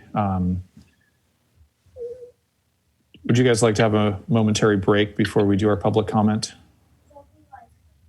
I'd like to hear what Sitkin did to his arm. I think it's just a brace. It's a brace. It's my third shoulder surgery. Repair the rotator cuff and bicep tendon. So one more week in the sling. What'd you do? I was, rugby injuries from college and then lifting my kids over the head when my son over the head when he was young. By young, you mean 18? Yeah, exactly. It's throwing him around the house, right? I'm good with having the people speak, and 5 minutes wouldn't be bad after they're done, Michael. Yeah, I'm All good. right. I'm good, Michael, too. Thanks. All right, let's go ahead and take our public comment, and then we'll have a 5-minute break and wrap up. Would anybody like to provide public comment here at this time? Looks like we're good here in this building, Commissioner. Okay, and I'm not hearing anyone online. We've lost a number of our participants. So we're down to whittled down to a selector few. We'll just make one more call. All right, let's go ahead and take a 5-minute break, and we'll be back at about 41 after. Thanks.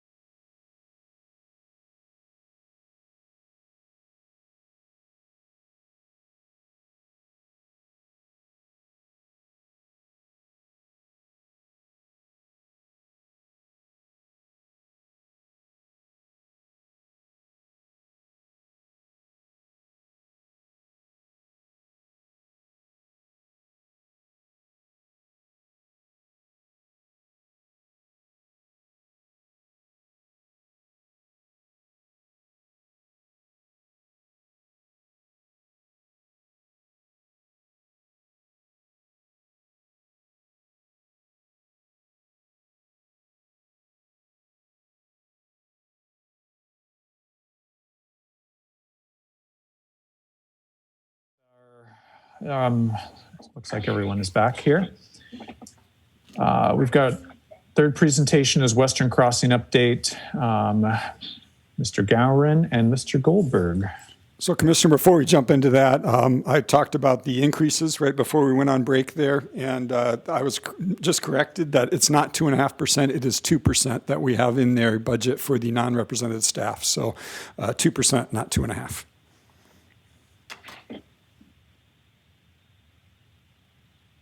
All right. Well, good afternoon, Commissioners. Brian Gowron, Director of Environmental and Planning Services. And I just had a single slide, and I think, Rob, I talked to Carrie earlier. Were you able to pull that one up from the podium screen? Yeah. Yes. Okay. So as that's getting pulled up, yeah, this is a brief update on the Western Crossing project, which you might recall, or I'm sure you know, is the joint venture partnership between Western Washington University and the port. For the development of about 6 acres of property in the waterfront district. And as you know, so just got this one slide here today, and I'll talk to it a little bit here. As you know, over the past year, back in 2019, we spent much of the year, port staff working with Western staff on the development of a revised plan for the development of those 6 acres in the waterfront district. And it was during that process, it became apparent that Western was kind of moving away from the traditional model of a campus extension with classrooms for undergraduate programs and that sort of thing. And we really came up with a revised approach where it was more of a public-private partnership, where we would work with reaching out to the development community and utilizing their ability to not only do the construction and do some of the development components, but also to bring potential tenants to the table that were complementary to Western's existing programs, as well as the port and city's goals for the waterfront district. So things like green tech type of jobs, expansions of SILFAB, those types of projects could be really complementary to, for example, Western's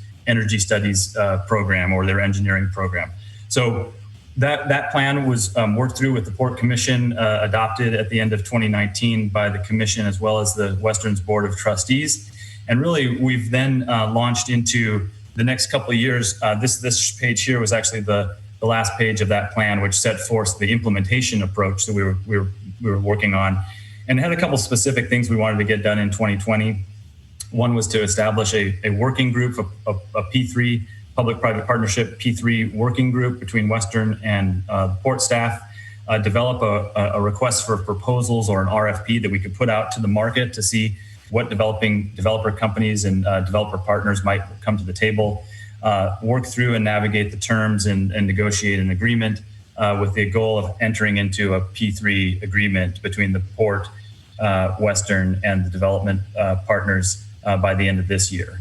And then 2021 and 2022, which aren't shown here, but really were more about the detailed implementation. So project design, engineering, and permitting in 2021, and hopefully the development of the initial project construction in 2022. So we were really underway with that. We do have a P3 working group that has port staff, includes myself, Don Goldberg, Tamara Sobjak, and then 3 staff from Western as well. And we started the development of the request for proposals, information, what kind of things do we need to pull together to issue an RFP. And we were well on the way to that when, COVID happened. No surprise, that really kind of had an immediate impact to not only this project, but to everything.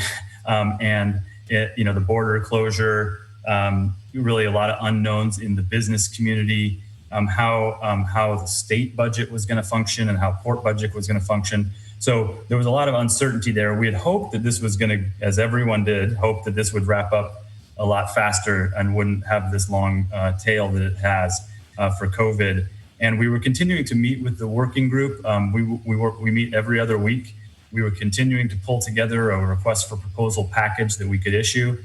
But before pulling the trigger on that, a month or so ago, we wanted to kind of double check that we were still moving in the right direction. And we got a meeting pulled together with our team, as well as Rob and the Western President Sabah, all met and talked through this a little bit more.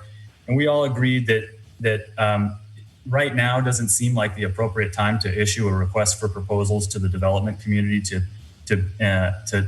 undertake a large project like this. So we're not talking about stopping where we're at or dissolving any of the agreements we have. I think we're really just kind of in a little bit of a wait and see to see what happens over the next few months. And we're proposing that we, rather than meet every other week, that we kind of dial that back to a month or a quarterly meeting to double check on the kind of where are we at with COVID, how is the economy recovering, what's the status with the border, what's the state budget looking like.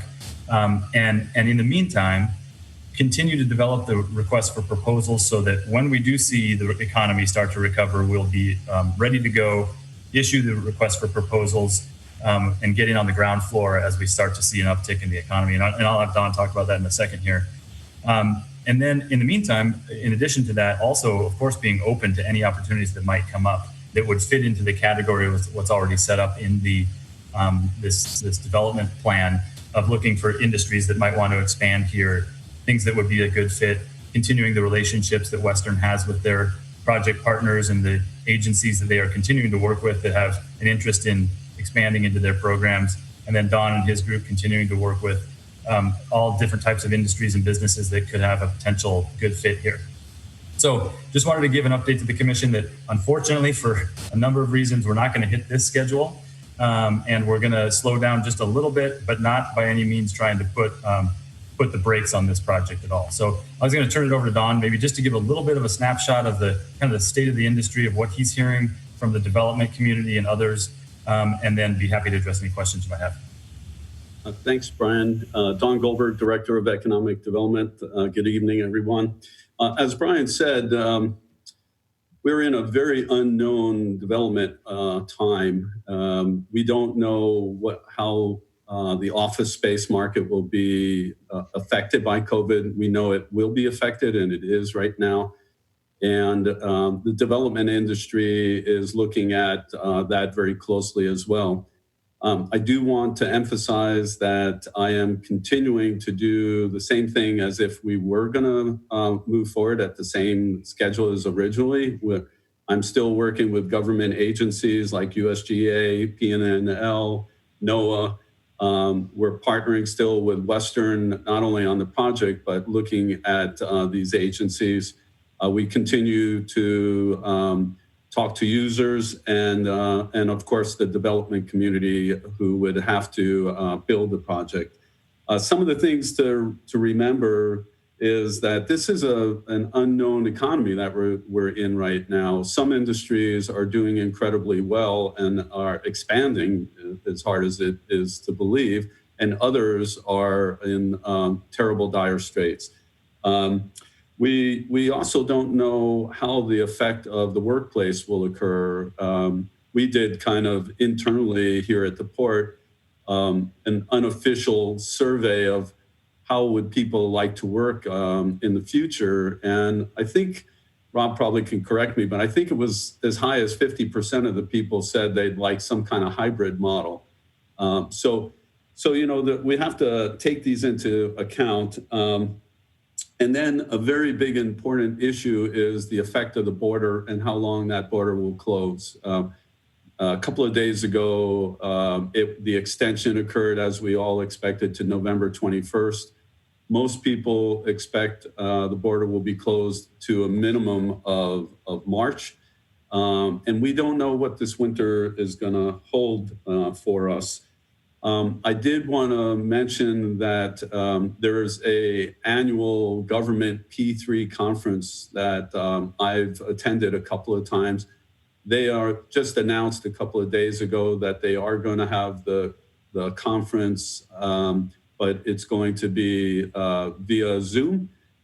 They have really done an incredible job, and that's coming up December 9th through 11th, and it specializes in exactly what we're talking about. It's partnerships that are with government agencies and private sector to do infrastructure projects. So I have not signed up yet, but the cost of it is, without travel and everything, is probably maybe 15% of what it would be to go in person.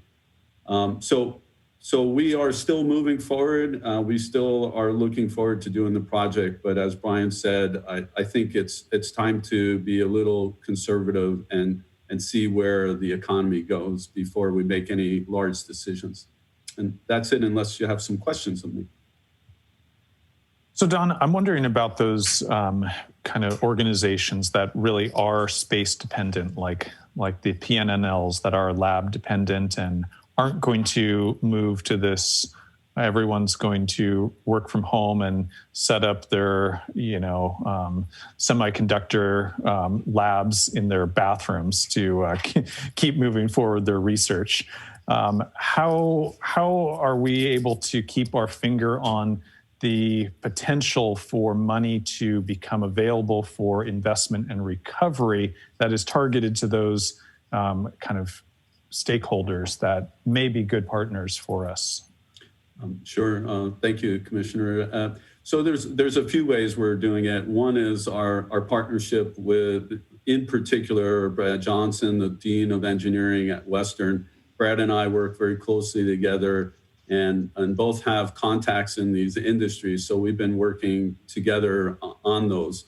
And it's interesting, of course, not everybody that works in these labs is actually a scientist. So there's all different people that support the operation. But a lot of the labs are now considering decentralizing and not having everybody in one large facility and breaking them up into regions for specialization. So we're trying to make that connection with the university where the graduates from the university are matching up with the government agencies, and it makes it a symbiotic relationship for both of them where they know they can get new graduates and the college adapts their programs for those needs. So that's some of the things we're doing, but we are staying in contact. I don't think any of the agencies as well as large companies really know what this is going to look like in the future and especially next year. I do believe, having been doing this for a long time, that we are in a change. Things will eventually come back, but I do believe that lessons are being learned and companies see the opportunity to save money and not house people in large offices. And they're going to start paying for setting people up at home, which is still a lot cheaper than renting space. So it'll be interesting how it all falls out. Okay, just one follow-up and then I'll put it for other questions. If we are taking a little pause to regroup, which nobody planned for a pandemic, it totally makes sense to me that this would come up. Is there anything we should be doing in the interim so we are continuing to make our facility and our partnership as attractive as possible? We were just talking about other kind of strategic investments that we can be planning for and considering on the horizon. And you may not have the answer today, but it's something I want us to be thinking about if we're able to, if there's anything different we need to be thinking about or doing to make this as attractive as possible. In terms of, I think we just continue to strengthen our partnership and reach out to all these potential developers and players. But I guess the one suggestion, and this is in Brian's area, would be to continue the potential cleanup so that could be taken care of and use this time for some benefit. Yeah, that's I was going to say, those are there's two things that I can think of. Well, three. One is, I think, like I said, we want to continue working on the RFP to kind of get it in a position, or at least the framework of it, so we could issue that as soon as possible. Two, I think the cleanup is really important, that we keep advancing those, and most of those projects are funded and we can continue to move those forward. And then I guess lastly is we are also looking at making sure if there's any infrastructure type of needs or kind of some of the planning components that we need to figure out for access to that parcel, that area, any infrastructure things that we need to be planning for. We want to continue to be having that discussion so that we're not trying to figure that out while we're also trying to do the deal with the developer or some other opportunity comes up. And Brian and commissioners, I think one of the things that Brian didn't mention was that we've always had this site as a particular site at a particular size. And one of the things we've internally discussed is maybe this period of time we can see whether the size and location is the proper thing for the project. And in that note, what if a project, and more importantly, what are we doing to attract projects that may or may not include the university? Well, from my point of view, I'm not doing anything that technically includes the university as a tenant. I don't think the university has, at this point, stated that they will be a buyer or a tenant of property. So we're using a collaborative model to fill the space, and I believe that's what the university is doing with us.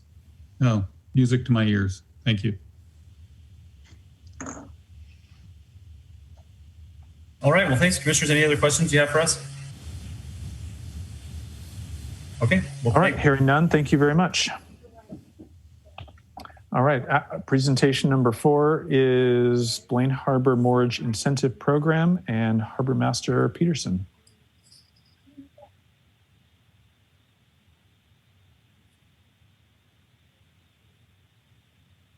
If you're talking to us, you're muted.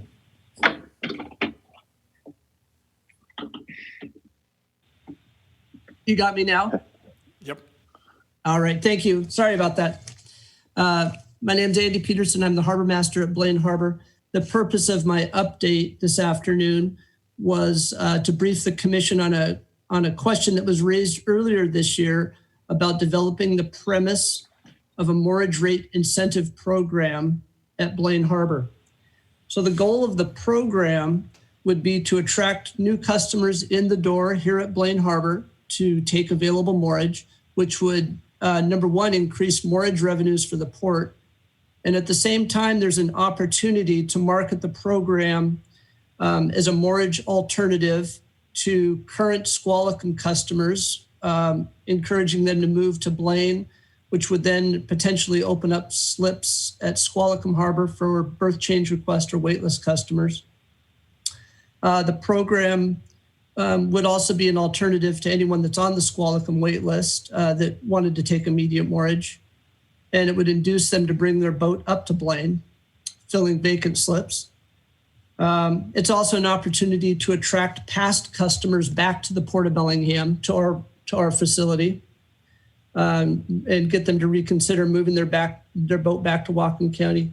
And then finally, having a program like this in place in the future here would leverage us to attract our Canadian customers back to Blaine Harbor when the border reopens. And I understand that that could be this spring, but we would be positioned in a place to quickly reach out to them and encourage them to come back to our harbor. So I'm here this afternoon just to share a basic outline of this potential program, and to gather commissioner input and any suggestions that we could incorporate into the program as we continue to investigate the potential for this. And of course, once the details are worked out for this program, we would bring this back to the commission and get your approval for this at a future meeting. Before I continue, I would like to just point out that the staff did mention this at the October 13th Marina Advisory Committee meeting, and the MAC was unanimously supportive of any kind of program that would help us fill our marinas generating revenue. So I'll move on here. The basic outline of the program that we were considering would be a mortgage incentive program, and it would require a new customer to enter into a 12-month mortgage commitment at Blaine Harbor, and the incentive could look at offering the 4th and 12th months of mortgage in that 12-month period, providing a mortgage incentive or a credit back to them once they complete those program requirements in good standing.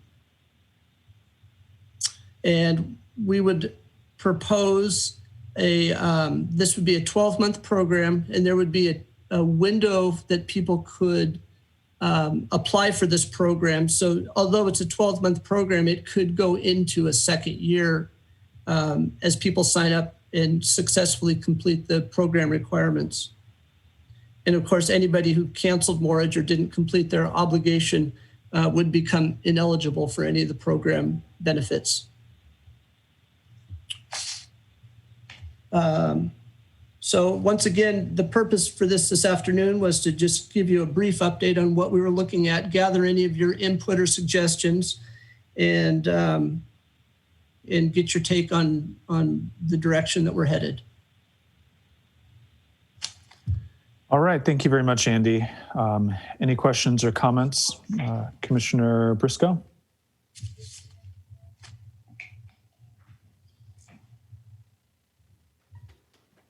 You're muted, Commissioner. If you're talking, you're muted. No, he's speaking. Sorry about that. Ken was loving that one. You're a speech. Clarification for me, Andy, with the program we're speaking to. The mortgage rate drops for everyone into Blaine Harbor or just new customers? So this program would just be for new customers signing up for mortgage. I think that might create some issues. I like what Bobby just said.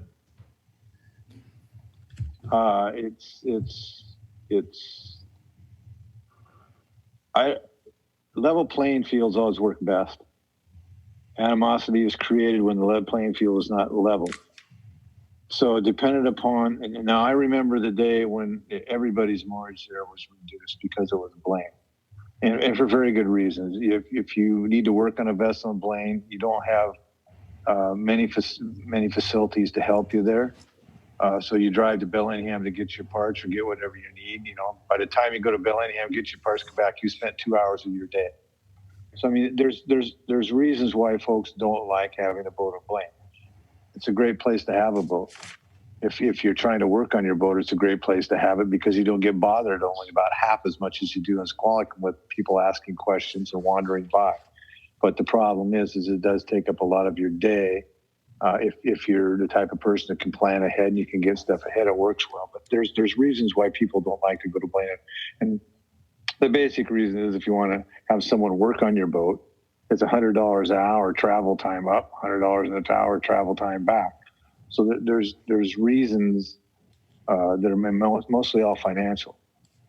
So I understand the objective, Andy, of getting new boats up there, but I have heartburn with the non-level playing field. That I think is going to create a lot of heartburn for the port to deal with. And speak up, Commissioner Vell. For you, Bobby. I concur. I think the month 4, month 12 model is not a model we want to go with. I really am a believer that supply and demand works. And if we're going to do something for one, we need to do it for all. The Blaine Marina, for some reason, does not command the same price that Squalicum does.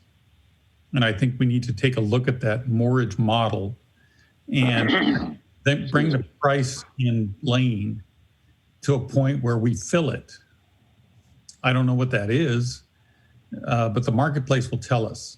And by the way, this whole exercise with Bellingham will help us with that. But let's determine what that marketplace is. And if we're going to give somebody a discount, it needs to be throughout the mortgage community and not just for those who sign up in the last 12 months. I think Blaine will command a lower price. I think there is a price that will attract even Squalicum Harbor boaters to the Blaine Marina. I don't know what that is, but I think we should test the market and make it for all boaters in that marina. I think we'll benefit economically. I think it will be a great PR boost for all of us. And I think we'll fill the marina. So I have a question for Andy and Alan probably here. If we took a model and we filled every stall hypothetically in Blaine, and we knew what that dollar income would be, where would that relate to our income now?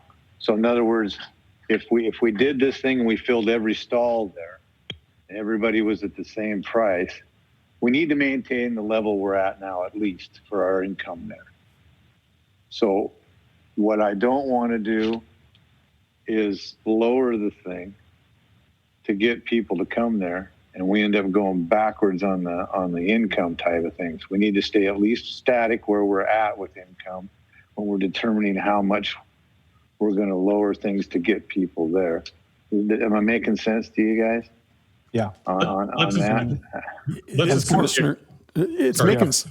Sorry, 4% doesn't seem to have done it to incentivize enough. So it looks like we need something more substantial than 4%. But as Commissioner Briscoe is pointing out, we can't rob the bank to achieve it.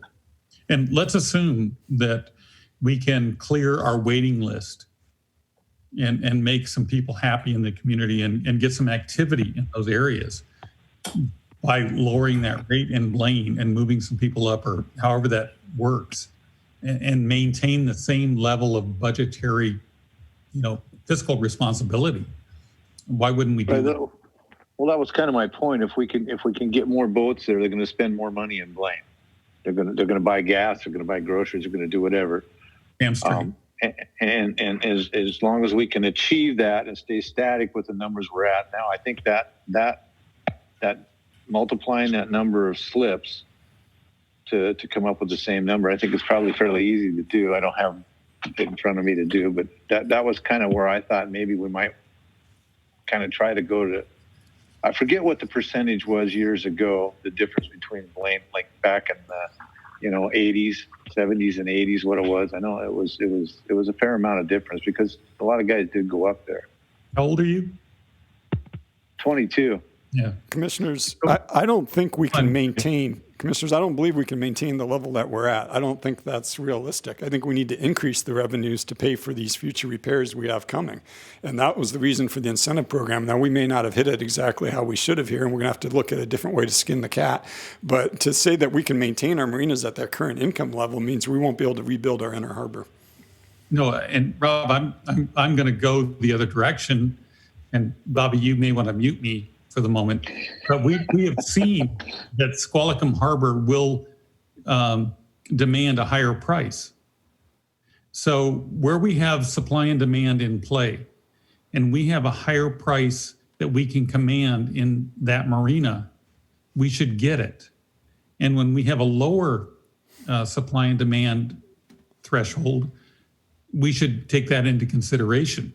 So there is a balance here between Squalicum and Blaine that we can maintain. I mean, we've already heard tonight that we've got 20% increase possible for people in Squalicum. I think we need to look at both of them. I don't know that I would go that far. But I wouldn't go just because people may have some pennies in the bank doesn't mean they need to give it up. I mean, you're talking 20%, you're talking these percentages, we don't know. I mean, just because a few people that really needed mortgage and had the ability to paid that doesn't mean that's the sentiment of people of Whatcom County. I know we have things coming, Rob. I understand all that. But if you're going to do an incentive program to move people to Blaine, and you're only going to do it for 12 months, you better be prepared to deal with the people that are already there that are paying more. They're going to be a little bit unhappy, and probably rightly so. I will not hold with that. That's not a level playing field, and that's what the port has been about, is a level playing field for everybody. Ken, I understand what you're saying, that there are people that can pay more, but not everybody can pay more. So what do you do with the people that can't pay more? They got to go away? No, I would say that we should establish a rate structure in Squalicum that's a little higher than what we have today. And I would establish a rate structure in Blaine that is lower than what we have today. And so the people who need a place to go, if you need a low cost option, you're going to Blaine. But if you want to be in the heart of Bellingham and you want that front end moorage and you've got a luxury boat, you're going to pay market rate for that. I would say we should probably take a look at what other ports are commanding for that kind of space, so that we get a feel that if we're in the marketplace. But it's not a one size fits all for me. It is we have a place in Squalicum that really does command a premium, and we should allocate that premium to that space. And then we should have a low cost option in Blaine until it's full. So I would say you've got both of those open, and we're going to trade money between those two moorage options. It's not a matter of just saying just lower Blaine until we get people in there. It's a matter of saying, how do we raise Squalicum to the point where if you're not willing to pay for that convenience, that accessibility, all of the amenities that Squalicum offers, which are, by the way, far more than what we can get at Blaine, you go to Blaine and you pay a lesser price at Blaine. And how do we establish that continuum? So we've got a good, equitable situation in Squalicum, and we're getting a little bit more for those slips and paying for our obligations there. And we've got a lesser obligation in Blaine, and we're paying for our obligations there. That's my point. Commissioners, and last time we achieved that by leaving the Blaine rate as it is and seeing the differential by increasing the Squalicum. So, but it wasn't enough. No, it wasn't enough. But we're going to be taking another look at the rate structures in the coming year. And I would say, Michael, we didn't look at increasing the rate at Squalicum. What we did increase the rate at Squalicum. We didn't make that differential enough. Oh, well, it might not have been enough, but I don't know what enough is yet, but we did increase it. And so I would prefer, rather than before we consider lowering the rate at Blaine, to look at achieving this through a marginal increase differential as the first option before we entertain decreasing rates. Because I think our rates are already competitive, but that differential is where I want to see the switch happen for people. And we'll have a longer conversation. I'm just glad with the rate structure. Bobby was packing heat. I'd be dead, man. So commissioners, I hear you loud and clear. We'll hear more on this is topic. All good. It's all. We'll good. hear more on this topic. I appreciate hearing all these views. I've lived in these harbors and worked in them my entire life. I know the hardships people have when you try to do a one size fits all. It really doesn't work for a lot of people. So we have to be careful about that. Roger Van Dyken brought up something that interests me, and I don't think we impose this, but you've got premium slips on, I believe, correct me if I'm wrong, it was ADOC on the recreational side of things, and you got the ones that are way out on GDOC. And I think ADOC's the same price as GDOC, unless I'm incorrect. Kyle or Alan, is that where we're at in Squalicum? It's the same price, right? Yep, we don't differentiate by dock. Yeah, as long as the berth lengths are the same length, they're the same price. You betcha.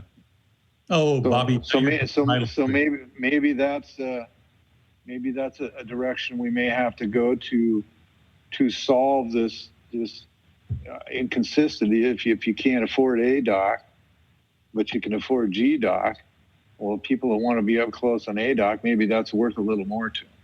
So maybe there's more than one way to skin a cat here, where we aren't hurting some people and forcing them out of Squalicum to Blaine that really don't have the means to go to Blaine, as far as traveling back and forth from Blaine to check their boat to whatever.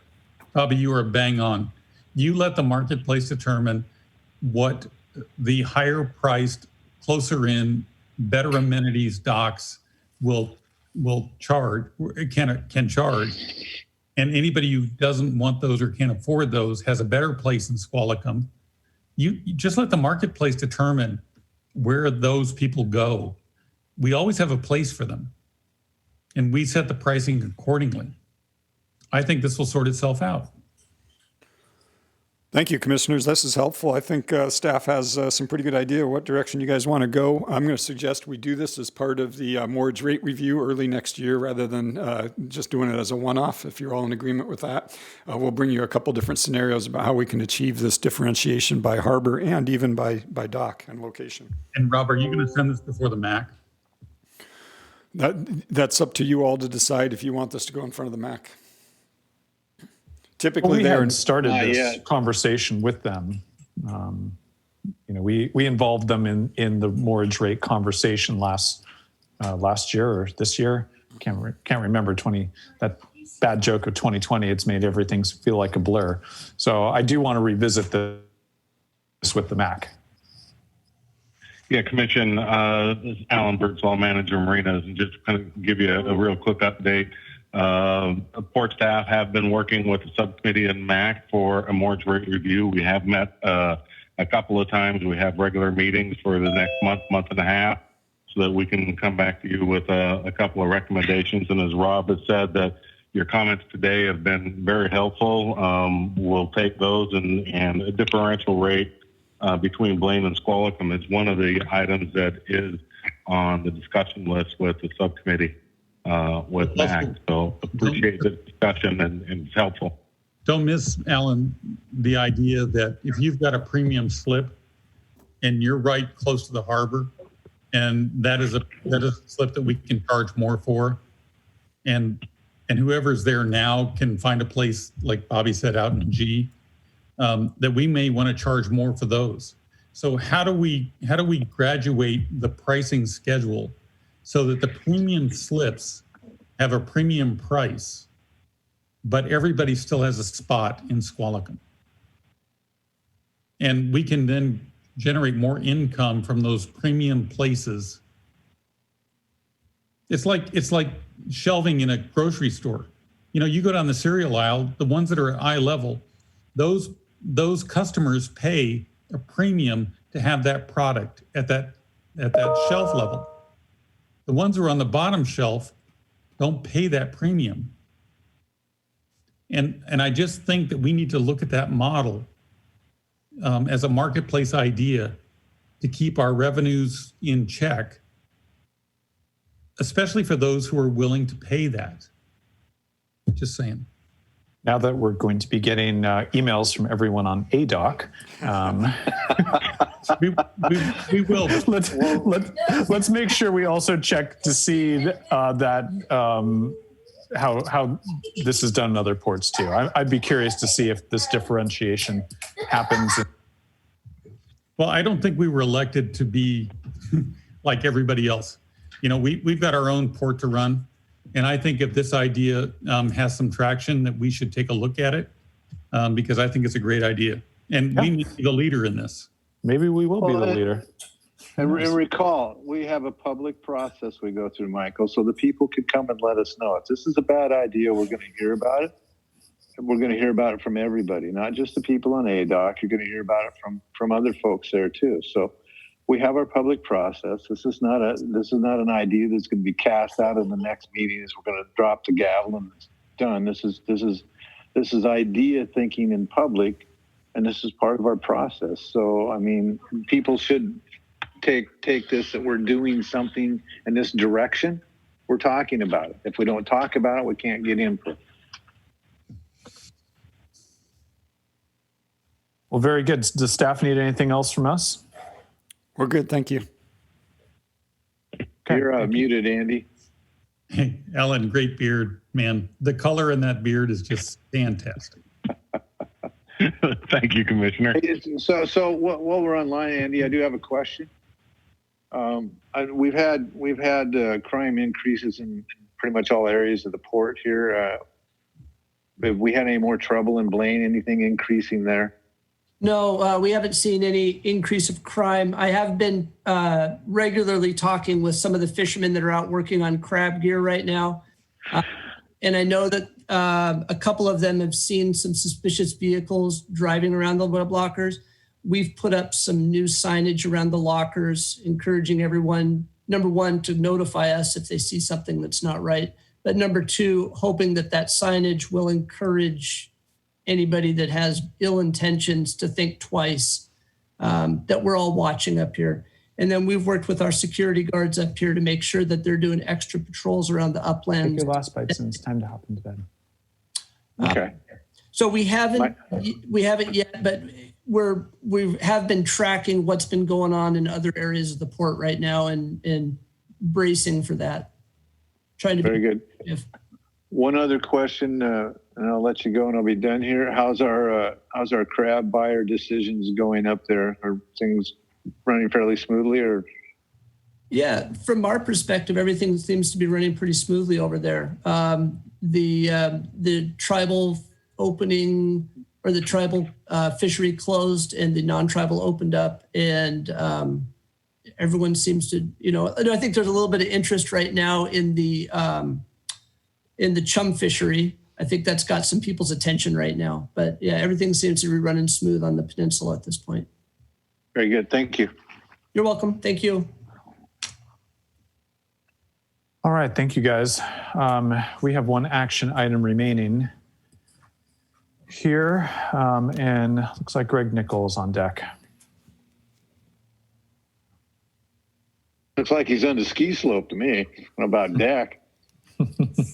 Michael, you want me to read the action or? Yes, please, Carrie. Thank you. Okay. Authorize the Port Commission to increase a budget to complete the construction of the Fisherman's Pavilion. Good evening, Commissioners. Greg Nichols, Senior Project Engineer. If the requested additional budget is approved, the proposed project will construct a new Fisherman's Pavilion on the former location of the storage yard adjacent to Zwanage Point Park.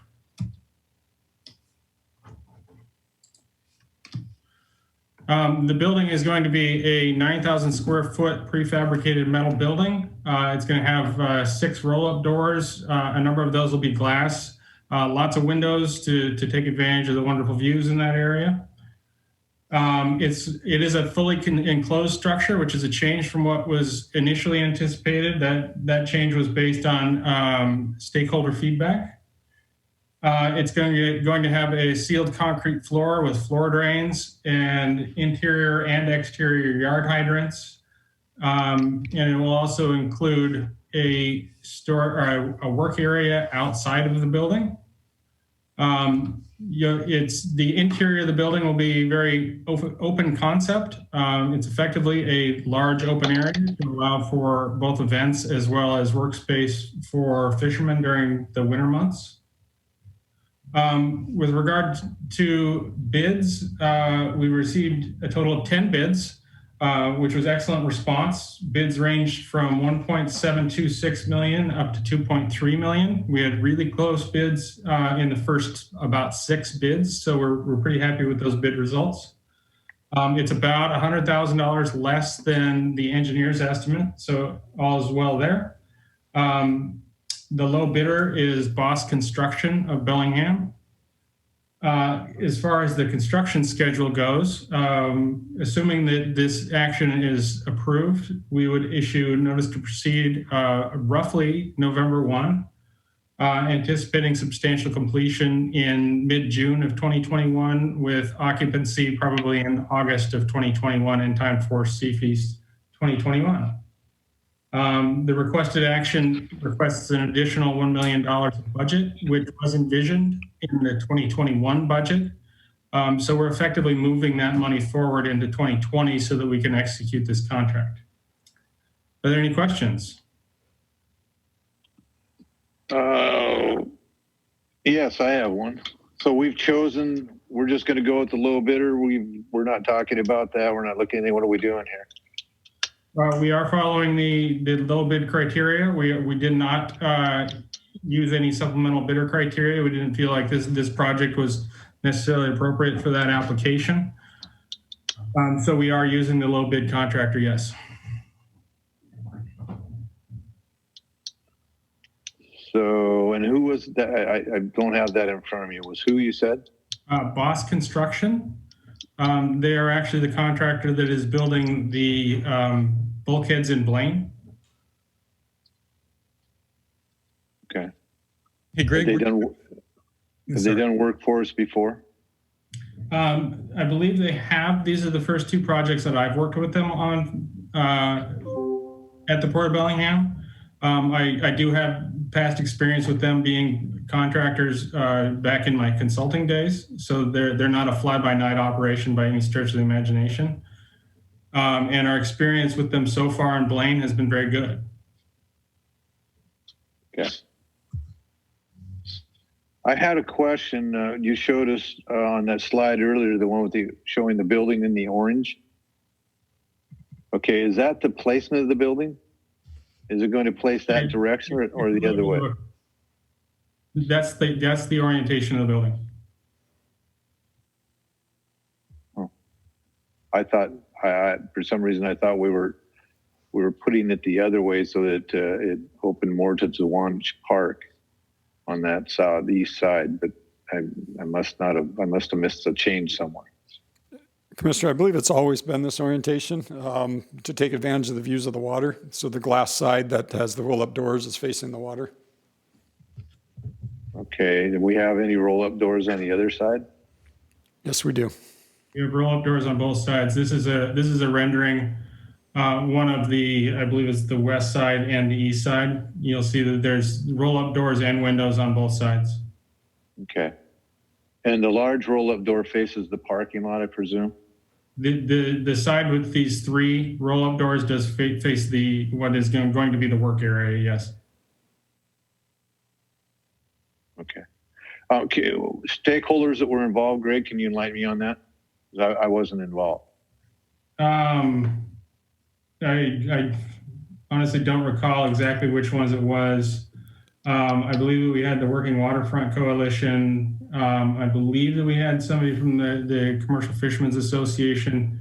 I'd have to look back at the list of the folks involved. I believe we had 5 or 6 folks at that last meeting. Yeah, Greg's correct. We had the WWC, Working Waterfront Coalition, the CFA, Commercial Fishermen's Association, and then we had a handful of other people that just had an interest one way or another that were involved. Okay. So width of the building, I don't have any dimensions on. What's the width of the building, Greg? When let's say the roll-up doors that face the parking lot, the narrow way, what's that?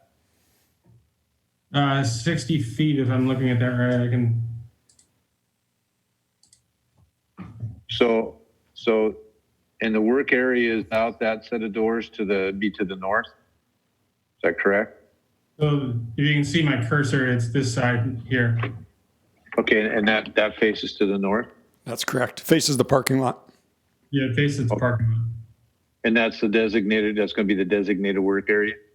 Correct. Okay, very good.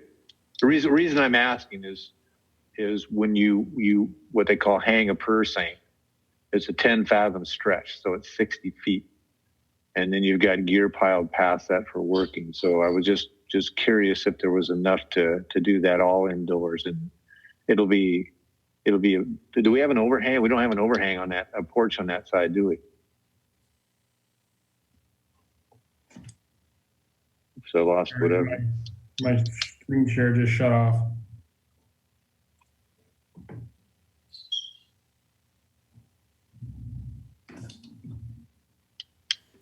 Do I have that one? Give me 1 second. I think I'm back up. Okay.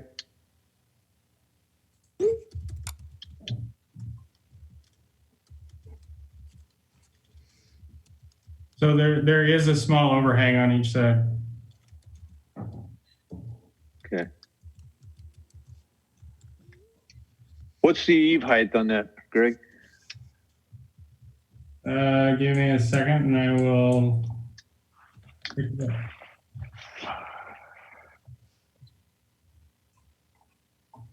Interested in the eave height or the garage door height?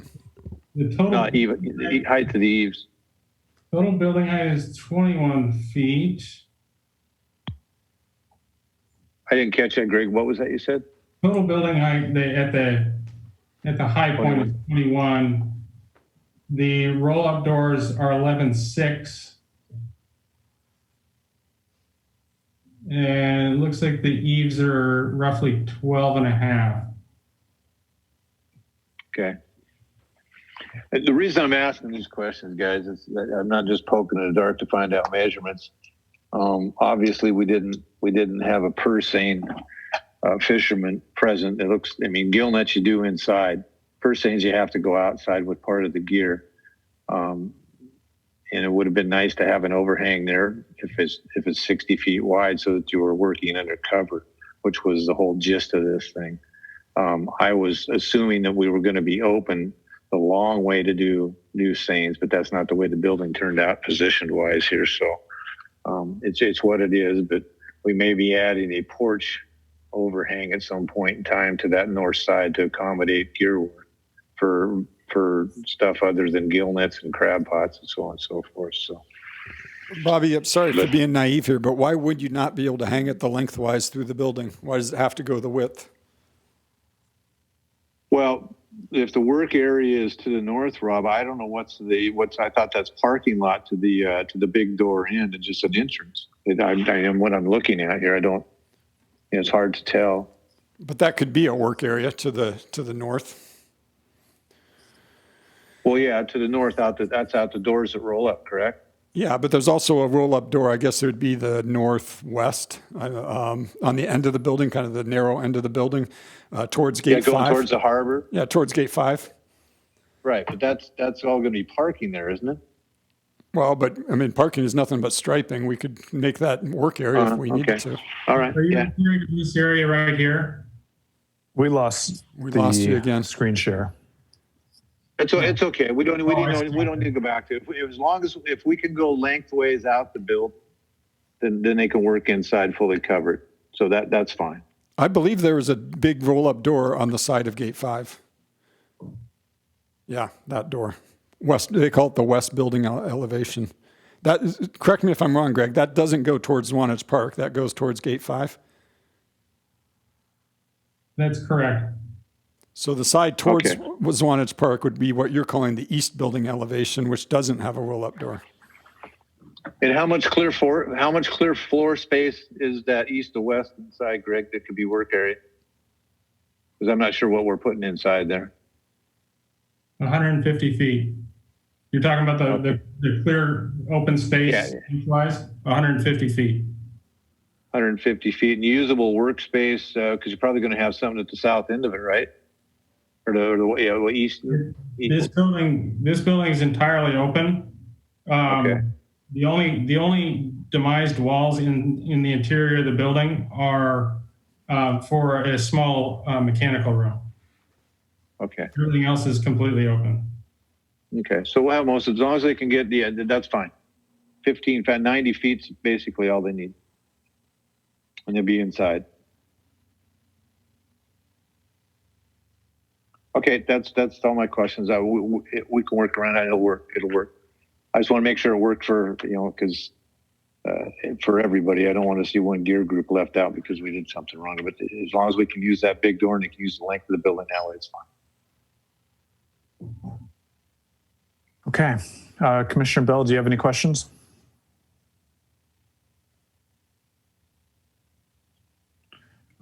He's out walking the dog. I'll ask.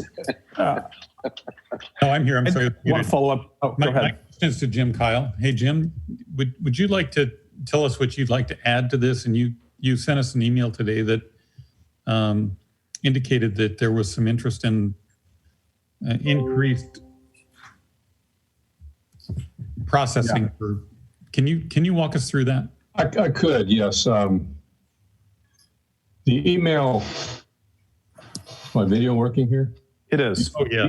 The email pointed to the success of the Bellingham Dockside Market that opened for the first time last Saturday.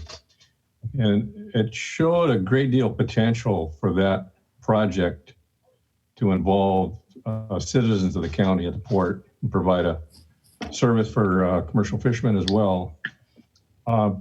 So what can be sold off the floats and even in booths is limited by health regulations. If we can provide what's called a commissary,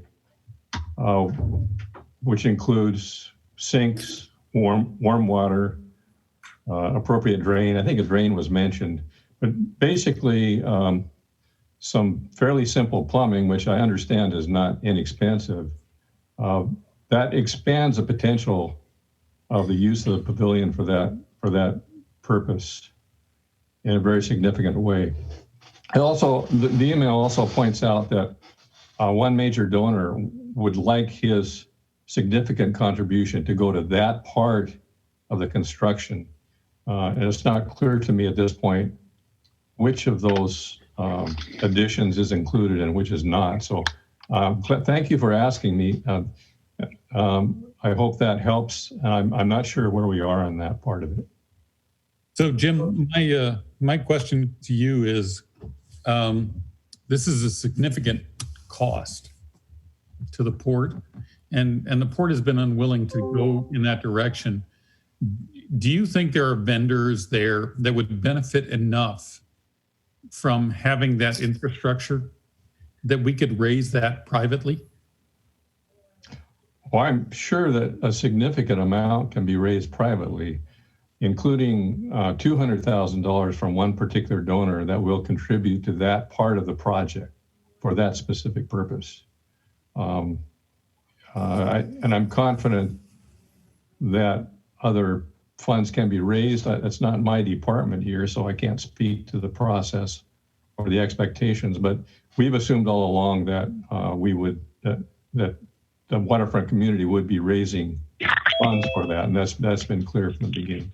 Well, I'm gonna go out on a limb here and just say that my frustration with some of the sales and attempts to try to sell product were really thwarted by the health department during our last event. I think having a fixed structure that has passed health department rules, regulations, criteria does nothing but help sell fresh product to the community. I can't tell you how frustrated I was that Anthony's pulled out, because they couldn't get the permits in time. And the city stonewalled us during that process. Oh, don't start with the city. Don't get me going. Yeah, that's for you, Bobby. And so I'm really anxious to see if we can't make something like this happen. But I really want to see if we can't get the private sector to chip in, because they're the ones who are going to benefit. At the end of the day, the producers, the sellers, the filleters, the processors, they're the ones who are going to sell the fish. And if we can get a significant contribution from them, and I also want to make sure that, Rob, don't shoot me for this, I really want to make sure we understand what the cost of that infrastructure would mean to the port. How much is it? What's it going to take? And on that same note, if we're going to be, putting all this stuff in, are you going to want the bathrooms and, the facilities inside that facility at the same time? So there's a number of questions that come up with that request. Commissioner, I think it raises a number of other questions as well, as in, who's going to make sure this meets the health department's requirements? Who's going to be responsible for cleaning it after someone has fish sales? Do they have to rent a space in there so that these things can be paid for? These questions haven't been answered, and one of the reasons we did not include them, because we heard from the commission loud and clear that you wanted to keep the pavilion moving going forward. You want to get the project done soon. So our plan is to build this shell of a building.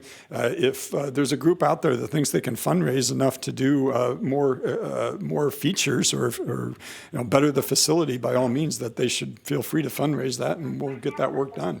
But what we're coming to you today for is the basic shell of a building, which can be added onto. We've designed it in such a way that it can be added onto in the future.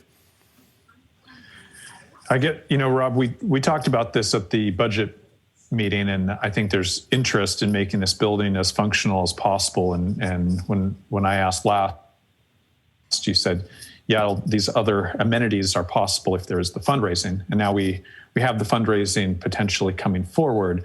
But if we were to make changes to this project, are we still able to utilize the bid that was generated? And are we able to meet the timeline schedule that we've put out? We're trying to, I know our staff has been working hard to get this up and running for the next Sea Feast. And I'm concerned that if we make a significant change, we're going to miss that opportunity.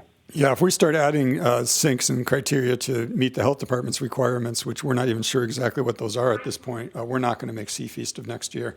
The only way we make Seafeast of next year is if we get this construction done with Boss, build the shell of the building, use it, and then start making the changes to it.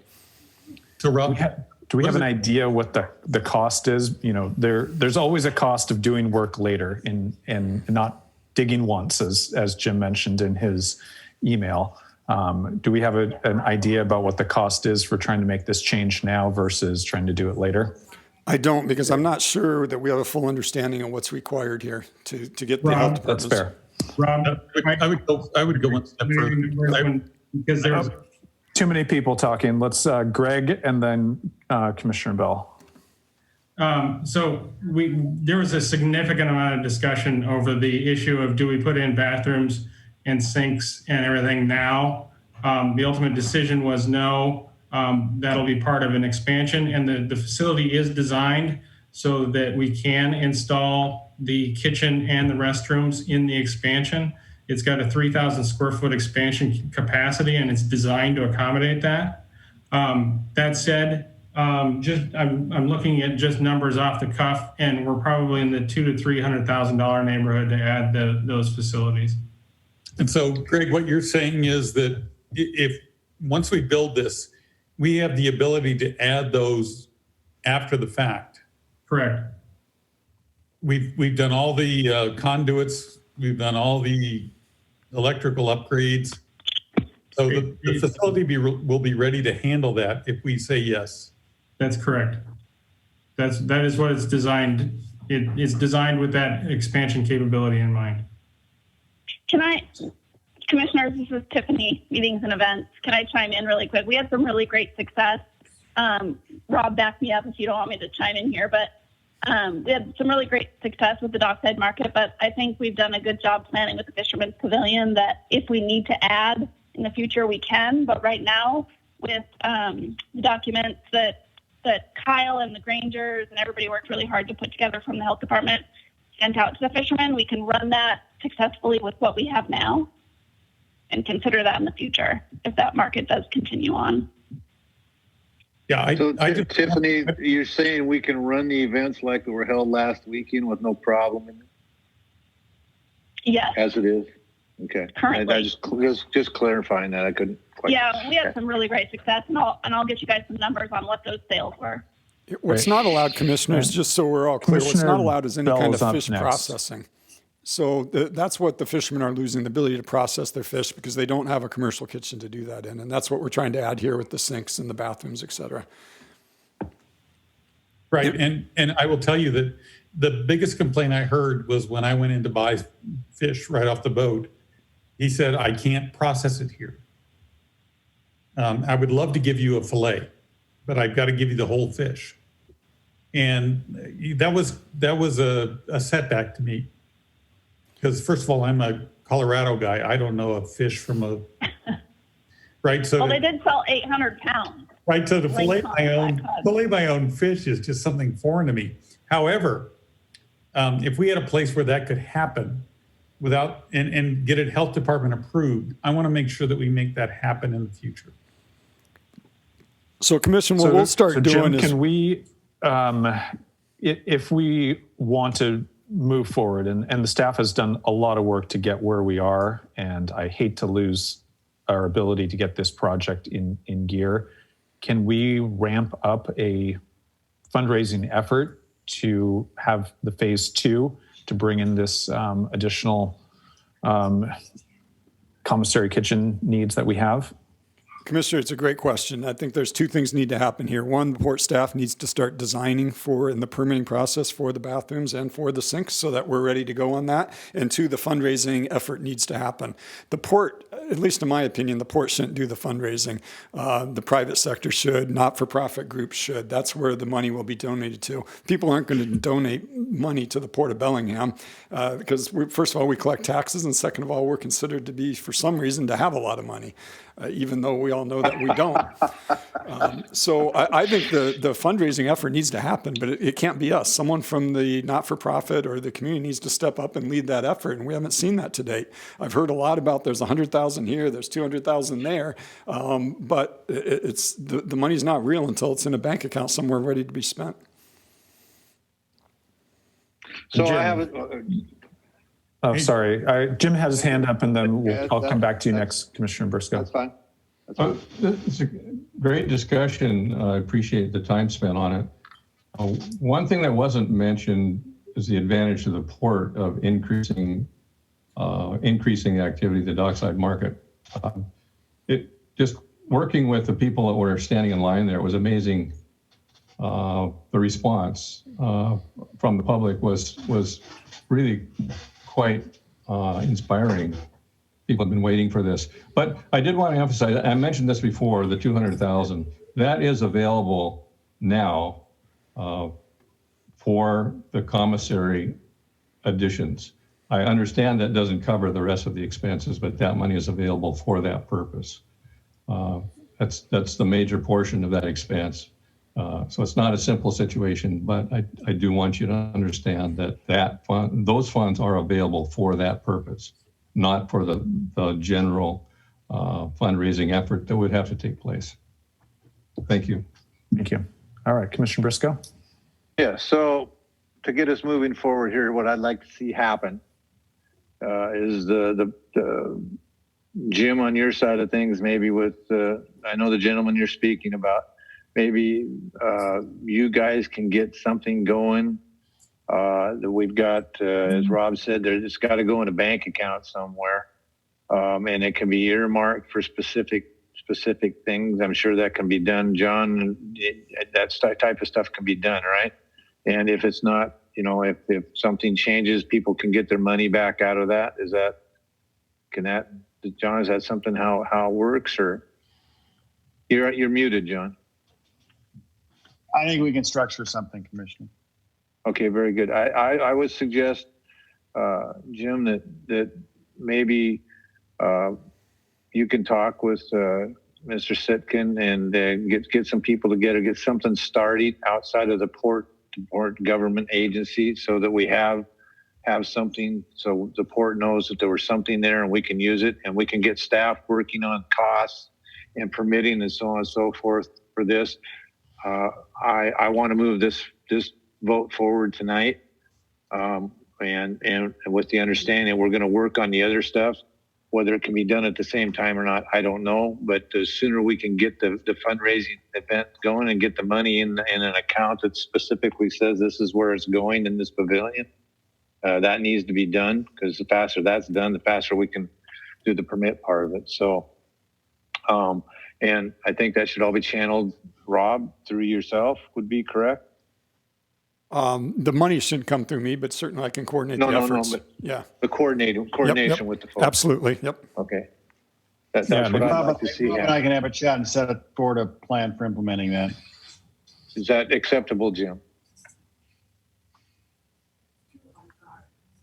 Jim, is that acceptable? Yeah, that sounds acceptable and hopefully achievable. Yep. And Jim, I just think that we can get with Bornstein's and all of those seafood companies together that would want to sell through that system. There's got to be a fundraising plan we can put together. So I would do that offline, not as a port commissioner, because I think there's enough of those people that would benefit from that they could raise $1 million if we needed it. Well, if we can get the permitting to move forward and the design process so that we have an idea about what the needs would be. It sounds like Greg's team already has a bit of a understanding of what that pathway, but we need to do a little bit of coordination with the health department for some specifics. Yep. Greg, what's the timeline on something like this? If they were to get the funds together, I mean, I know the construction side of it is a variable, but what do you say for the permitting type stuff? So we're building this within the shoreline jurisdiction, and so we're subject to a shoreline substantial development permit. Depending on how this was done and how we timed everything, there's a chance that we could modify the permit that we have But if we're going through substantial development permit, that's generally about a 4 to 6 month process. So you have that timeline. And then we need to get the building expansion, because one thing to keep in mind is that the design intent of that expansion is to house the kitchen and the bathrooms. And so we can't necessarily just shoehorn the bathrooms and the kitchen into the existing space without losing some functionality, or at least it needs to be considered as to what the impact of adding those facilities into the 9,000 square foot facility is. But we need to at least 30% design, and I would guess that if we did a contract amendment with our existing consultant, we could probably get that done in 3 to 4 months. So I think we're probably 8 months out from having something, if I had to ballpark something, to have a permit in hand. That doesn't necessarily mean we're shovel ready yet. And just to be clear, that's 8 months to get through the permitting and design process, not for construction. Well, that's roughly. How much time do we add by adding, the stuff that Jim wants? You're talking about the sink and the. Yep. That's the thing, is that when this design envisioned that those facilities would be housed in the expansion, in that 3,000 square foot expansion. And so we just need to, we could definitely speed up the timeline, but we definitely wouldn't want to necessarily start construction if we're going to do that, because we have a lot of subgrade utilities that we need to put in that would be below the slab, that we'd want to go ahead and get done as part of this project. So I would say that you got probably 3 or 4 months of delay if we were to, at least, if we were to go this route. So now I'm a bit confused, because I thought when Ken asked, I thought it was said that everything was going to be in the ground. So this is done. So are we putting? No, let me clarify. Wait, let me clarify. You listen to me? Sorry. Bobby, you listen to me? Yeah, I listen to everybody. Well. When I say things are stubbed out, I mean that they're stubbed out from the main. We don't have enough detail on what exactly that's all going to look like, and we don't want to be committing ourselves to particular alignments when we don't have a final design in place. So we're stubbed out at the sewer pump station and at the water main that's coming into the building. So what I heard was we'd have to rip a slab back up to get at this stuff. If you were to put it into the 9,000 square foot building that we're proposing now. That's the key. This thing was designed to put it in an extension on the building, not into the existing 9,000, but in a 3,000 foot extension. And if we do it into the extension, we don't have to rip it up. That's how it's planned. Correct. Thank you. All right, well, that's what I was getting. That was what I was getting after. Can we do it out there without ripping it up? Or? Well, let's do the 3,000 foot expansion that was planned. Yep. Yeah. I wasn't trying to change that. I was trying to grasp where we were with it. Yeah. So really the fundraising part of this for the expansion. So if we can vote to get this through and then have Jim go through a fundraising process for the next extension, we're on solid ground. Right? Yeah. Yeah. I've just got one follow-up, and this is maybe further conversation. Is there anything we can do in the interim to provide the commissary kitchen needs to satisfy the health department?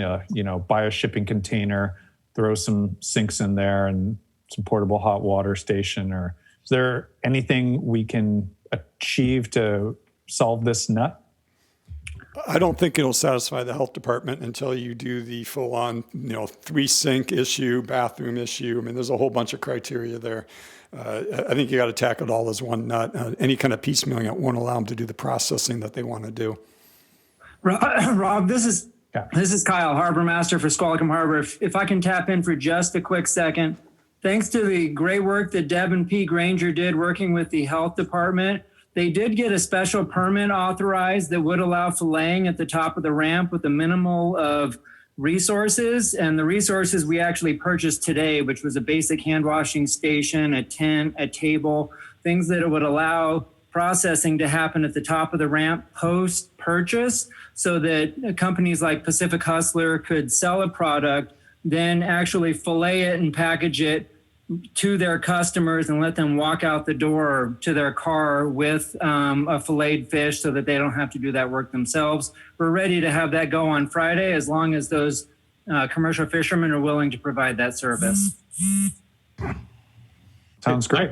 And I have one last question for Jim. Hey, Jim, the $200,000, was that originally intended for this pavilion to go the way we had envisioned? And he just decided he wanted to do the kitchen instead?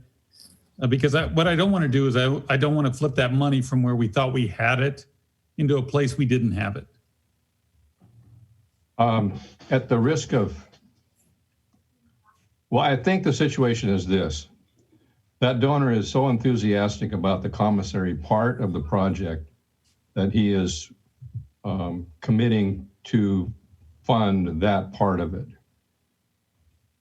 So, but instead of.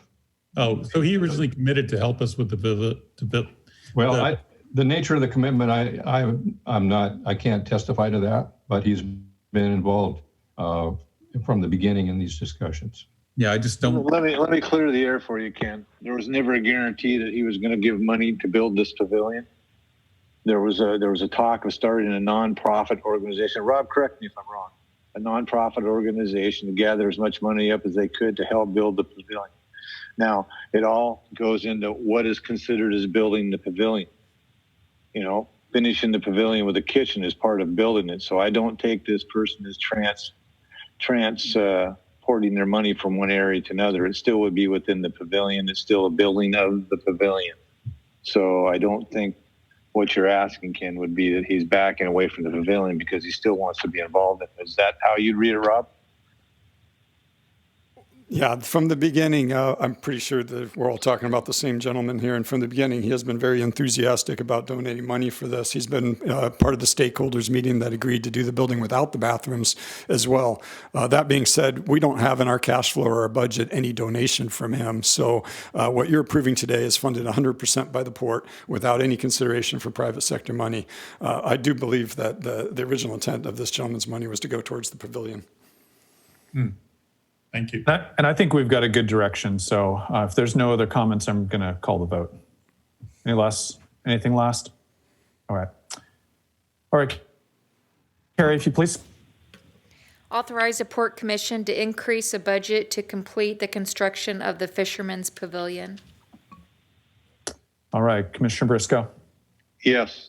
Commissioner Bell. Yes. And Commissioner Shepard is a yes as well. Excited for this project to move forward. And thank you all for everything you've brought to this. It's an important asset, and this conversation is going to make it even better. So,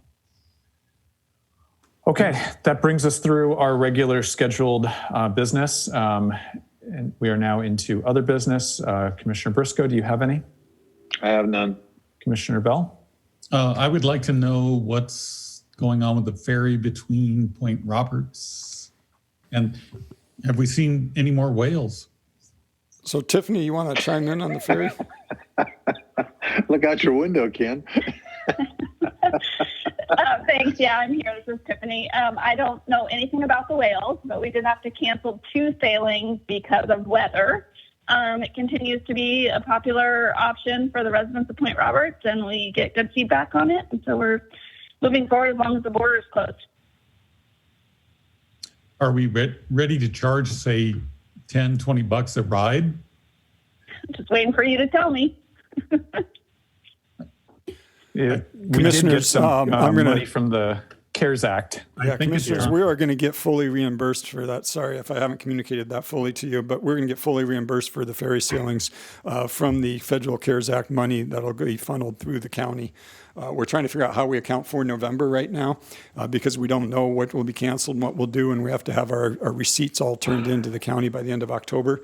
But we will definitely get reimbursed for the August, September, October sailings, and for some percentage, if not all, of the November sailings. Promise? Promise. And the 2020 wow. Yeah, there you go, Tiffany. Good one.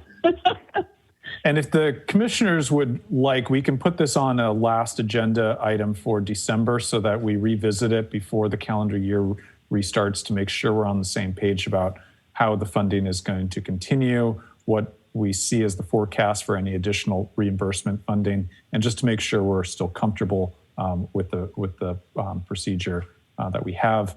Now thinking that this border closing could last as long as March, which is a bit of a shock to me, that hearing that from Don. And Commissioners, I would say that we don't need to vote on it again or talk about it again, because we made a commitment to the people of Point Roberts that we were going to help them until this thing was solved or it was over with. So I stand with what we originally did.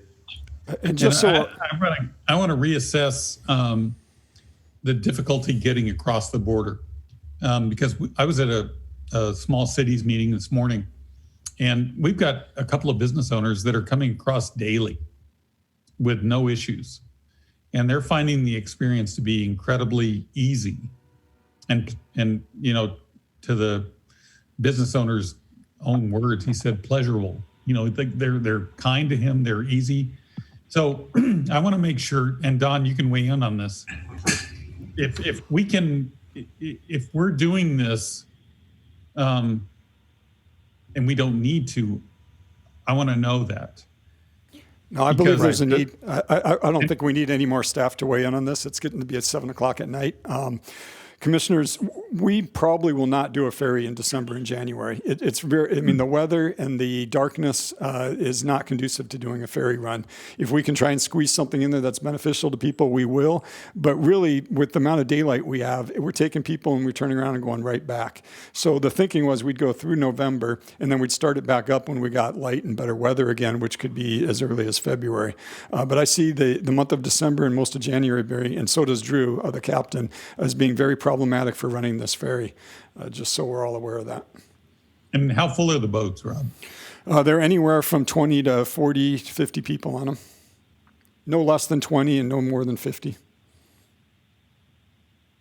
So with that being said, Rob, I got to ask this question. I understand running to Bellingham at that time of the year is tough to do. I get that. I'm out there. I know what it's like. Do we still have the option of the short run from Point Roberts to Blaine, say, on those months, maybe, once a week, so that people can still get to things they need to do or get supplies they need if they can't get them on Point Roberts?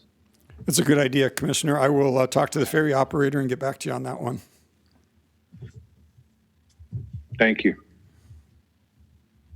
Well, maybe we can put I'm going to ask to have an update for our next meeting after you have that conversation, Rob. And also, I think we need a little bit of forecast about the cross-border. This has always been intended to meet a acute need of individuals not being able to cross the border while the federal delegation still worked toward that solution, which is what everybody wants. The ferry is not the solution people want. People want to get the border open so that they can drive. And that's what we're hoping happens. We're providing a Band-Aid in between. It's been a good service, but we don't expect to be doing this forever. So if we could have an update at our next meeting, that would be great. And quite frankly, the reason I'm asking is because, I've got crew coming in from Calgary into Ohio, and they've had no issues coming across the border. And we heard anecdotally today that we have business owners that can come back and forth daily across that border. So I'm wondering if it's really an urgent need, I want to fund it. If it's just a matter of people going to Bellingham because they have a free trip, I'm not in favor of that. Commissioner, I don't believe that's the case at all. For some reason, the Point Roberts folks aren't getting treated the same way as the business folks are that are crossing the border. I have a neighbor that goes back and forth all the time. He's had no issues.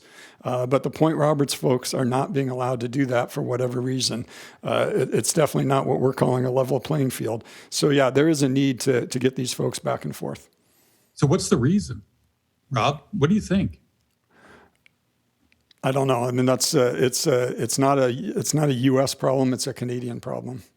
And you'd have to ask Prime Minister Trudeau what the reason is, because he's not being very smart as long as this commissioner is concerned. So really, Canadians, it's the Canadian border crossing people that are keeping us from going back and forth. There's a real government. Yeah, there's a real mentality in Canada not to have anything to do with the U.S. right now. Wow.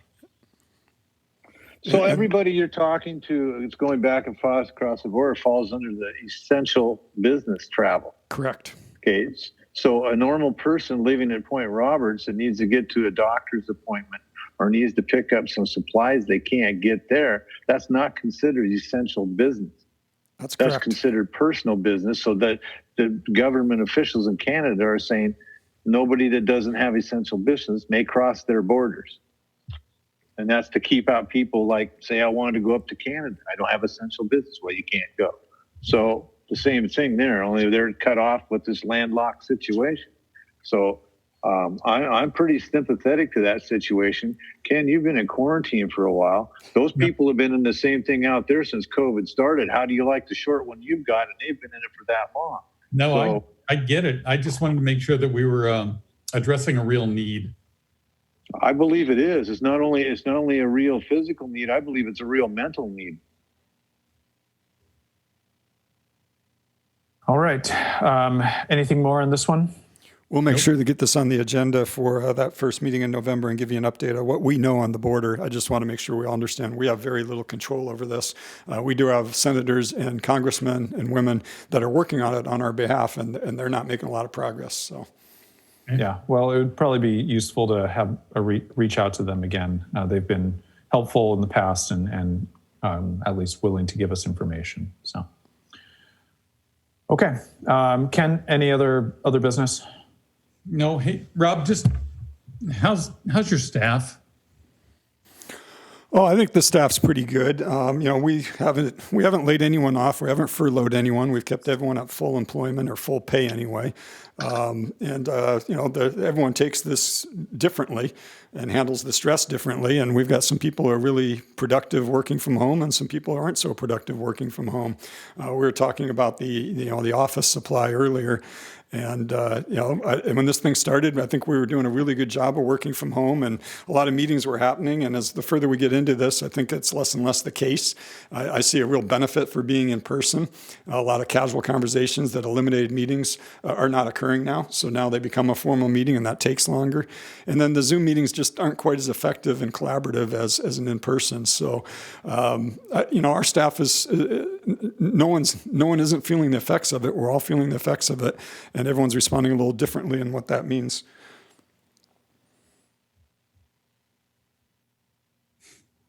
Does that answer your question? No, but I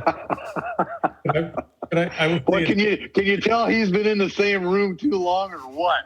Yeah, but it's what I expected. So, well, and it's, I'll use me as an example. I have good days and I have bad days. Some days I'm about as cranky as I can be because I just can't get anything done, and you can't make any progress. And then other days I go home thinking, wow, that was as productive as I've ever been. So I think it depends on what day you ask folks on how they're doing.